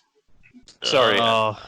What was the question? It kind of broke up on me, but I've got crappy internet. Sorry about that. Basically, I just was asking, like, what of the endings from Final Fantasy 1 through 6 did you feel like had the most impact on you, since we've talked about 6 games so far? You can field this one first, Pendy. I gotta think about it. I'll field it first and say it's been 15 years since I've played any of these, so no idea. And pass it on to you, Pendy. Go ahead. I remember one of the small things that I liked about the ending for Final Fantasy VI was, what did they show you, like where everybody ended up at the end, or they did like a they showed their little picture or something like that. They went through each little character towards in the end credits. Whatever, I remember that was pretty cool. And I do remember. And of course, I was totally confused by the ending of Final Fantasy I with the whole time loop thing. So that kind of sticks out in my mind. So that was always fun. Yeah, that's a little weird ending. I'll admit, it's kind of like, oh well, okay. And then this wasn't really the ending, but like Final Fantasy IV had a pretty solid story for me until they're like, "Hey, we're going to the moon now." The what? The moon? Okay, we're going to the moon. Okay, got it. But no, I think probably 6 had the most memorable ending for me. I thought that was it was pretty interesting. Yeah, I'd have to agree with that. With Final Fantasy VI having a good ending, like I really like how in the first half of the ending for the game, you get to see like all 14 of the playable characters like working together to make their way through Kefka's Tower, and like when different characters show up, it plays like a little rendition of their theme song. And they get like this big medley of all 14 characters' themes playing together, like when they're on the screen, like they're the main focus. But I like it too how, like what you were saying, Penny, like once the credits are rolling, you get to see how the world has changed and, you know, everybody's going back to their lives. And that's probably one of my favorite endings from a video game period with Final Fantasy VI's ending. That's a really great musical piece too. Balance is restored. It's definitely one of Uematsu's best pieces, I would say. Yeah, it was reminiscent of like 4's ending, where they show you dropping off everybody from the balloon and going back to their lives and stuff like that, which is really cool.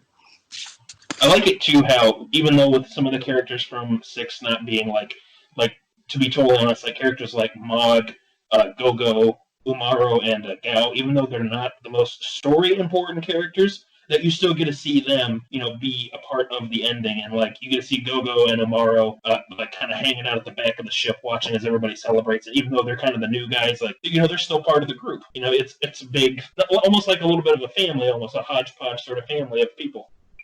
But so I think for me, I'm gonna have to say for me, Final Fantasy I, it was my very first RPG when I was young enough. So it was kind of a formative experience for me. So defeating, and I also played through it with my dad when I was really young. So there's that added like kind of sentimental piece to it for me. So I also really just enjoyed beating Chaos for the first time when I was a kid, because it was one of the first games that required reading that I beat, because, you know, most old NES games don't require anything like that, and if there's text in the game, it's very little. This was a very text-heavy game, and it was one of the firsts that I tackled when I was learning to read. So, what did you think of that ending the first time that you saw that one? Because, like what Penny and I were kind of saying, like the ending for Final Fantasy I is kind of like I guess the heroes are gone now. Like, what did you think of that, Bururian? It's a very flat ending if you look at it like, you know, years and years and years later. But for me, it was, you know, it's the big build up to, oh my God, Chaos, this guy, he's going to destroy, you know, time basically, because he's created this loop to make himself immortal. And you've got to stop him, and you got to beat these big bad evil fiends and stuff. And I always really liked the design for the Lich, and what are they changed her name. It used to be in the NES version she was called Carrie, Kary, but I think she's just called Marilith now. She was the volcano fiend. It's honestly, it's a flat ending. It's, hey, you win. The Warriors of Light go home. Thanks for playing.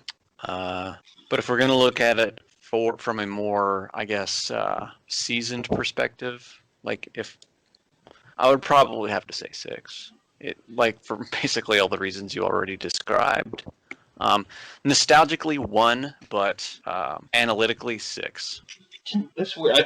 Didn't the remakes of 1 like change up the dialogue? So like maybe I'm just remembering this wrong too, because it's been a while since I played it. But I could have sworn when I played the PSP version of 1 like a few years ago that when you beat Chaos, like the game's like, oh well, because the heroes killed Chaos, the time loop stopped and they ceased to exist and Chaos ceased to exist and everything. Like it just was kind of like, oh well, now they're all dead. So there's a novelization of the first game in Japan, and I think that that's how the game ends, because you sever the time loop. So it's kind of, it's a time paradox, because if you sever the time loop, there was, they would never have gone back in time to defeat Chaos and all that stuff. So I don't know. I don't think the remakes do that. I think you just return home because it's kind of like, oh, an alternate timeline has been created because you severed the time loop. Okay, I might be remembering that wrong then. All the remakes don't have the best line from the very first game when you run into Garland at the end, when he goes, "I, Garland, will knock you all down." Yep. Yeah. I do like the ending for 5.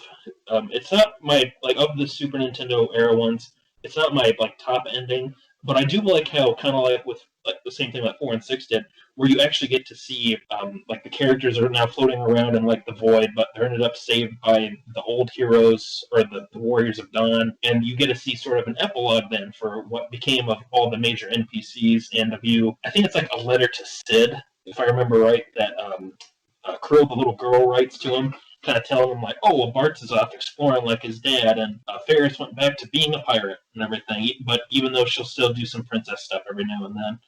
And I liked how with that ending credits, too, like, you actually got to see all the progress you made from the job classes. I don't know if it was like that in the original Super Famicom version, but in the Game Boy Advance version, you see each of the 4 characters pop up, and it's like, oh, well, here's Bart's, and here's all the job classes he mastered, and here's all the abilities you gained for this character. And it's kind of like a, hey, this is all the hard work you put in, so we're gonna, give you a little congratulations for doing that. I just thought that, like, musically, 5 had a really nice, like, send-off for the game, because it brought in, like, the main theme from, I think it's called Four Hearts is One, is, like, the main overworld theme for the first part of the game. You get nice little combination of, like, a little bit of the battle theme mixed in there, so you get, like, a good little send-off for it being a lighthearted game, and that little congratulatory, like, hey, you did it, good job, everybody. Oh yeah, Final Fantasy V has some fantastic music. Mm-hmm.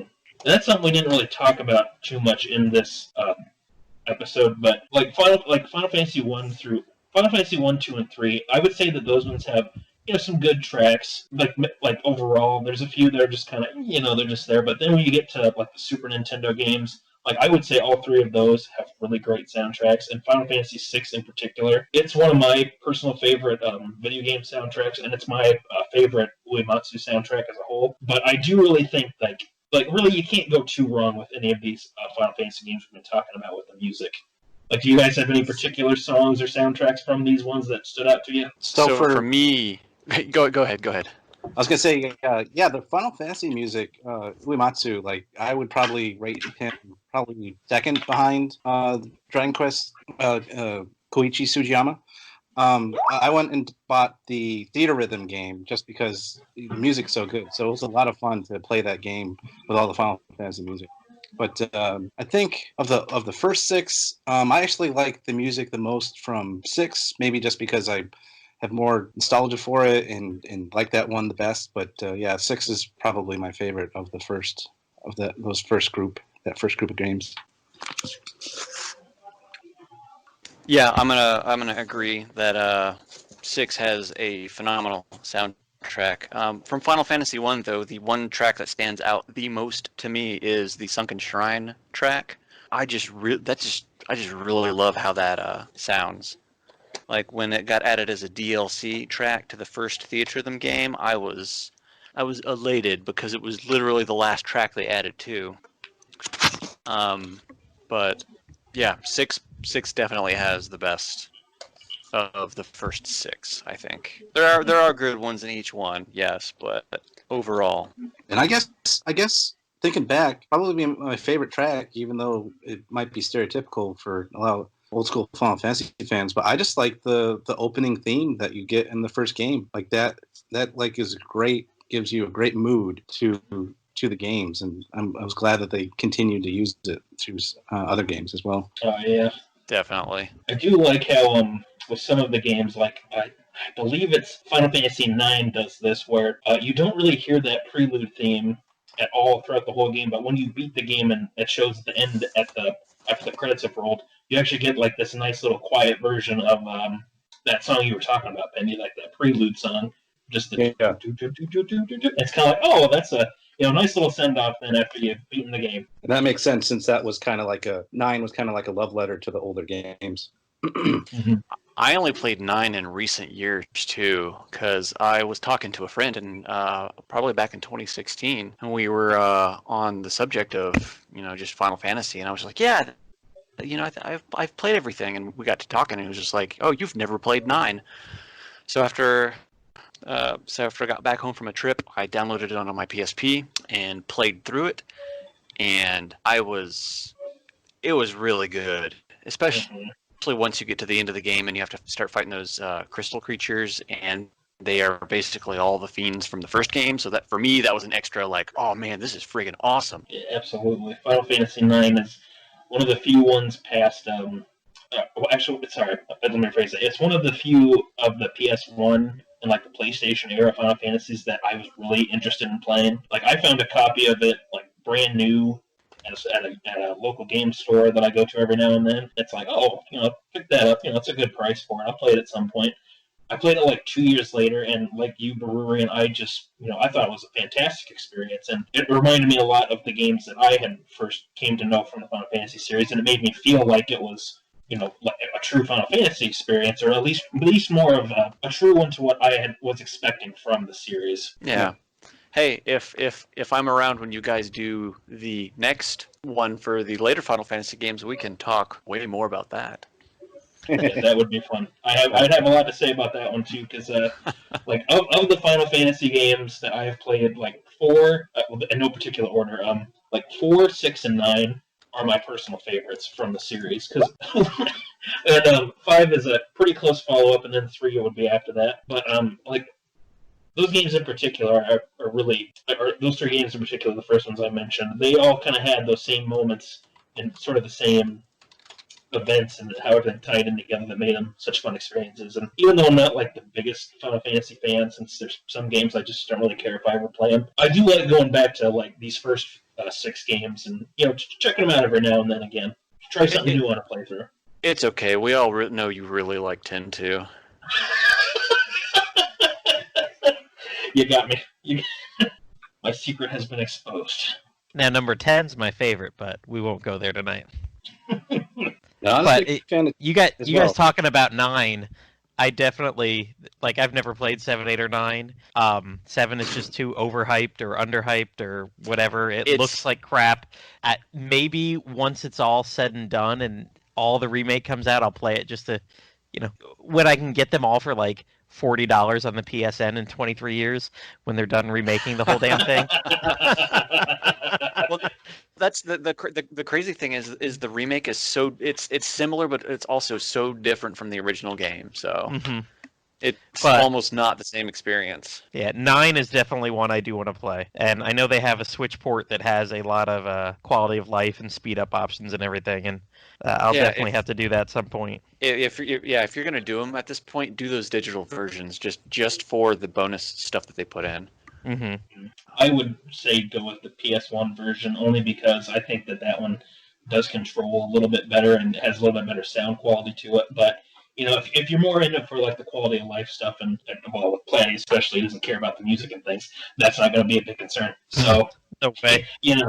Go with the digital version for sure. But if you're kind of like me, you like to like sort of experience the original take, try and play the PS1 version if you can. Like on your Vita or something, or wherever you can play it. It is worth playing, I would say that. I do believe I actually bought it for my Vita a couple years back, and it sits there. Yeah, the only thing that I noticed when playing that on my Vita a few years ago was one of my old jobs. I had to go on a little trip, and I took my Vita with me. When you go into certain battle stages, there's slowdown, like noticeable slowdown, like. If you ever fight in the forest, that's where you'd always run into the most slowdown when playing the PS1 version of it on Vita. Oh, Final Fantasy IX? Yeah, but only when I played it digitally. I never ran into that when I played it on my PS2 a few years ago, like for the first time. I never ran into it there. I have it digitally on my PSP because that's how I bought it. It's the only way of experience, so I have no other frame of reference for it. I mean, the remastered version that they did for like the PS4 and the Switch and stuff, it's not bad. Don't get me wrong. It's a perfectly good version, but there's a few things like there's not like true analog control. There's not.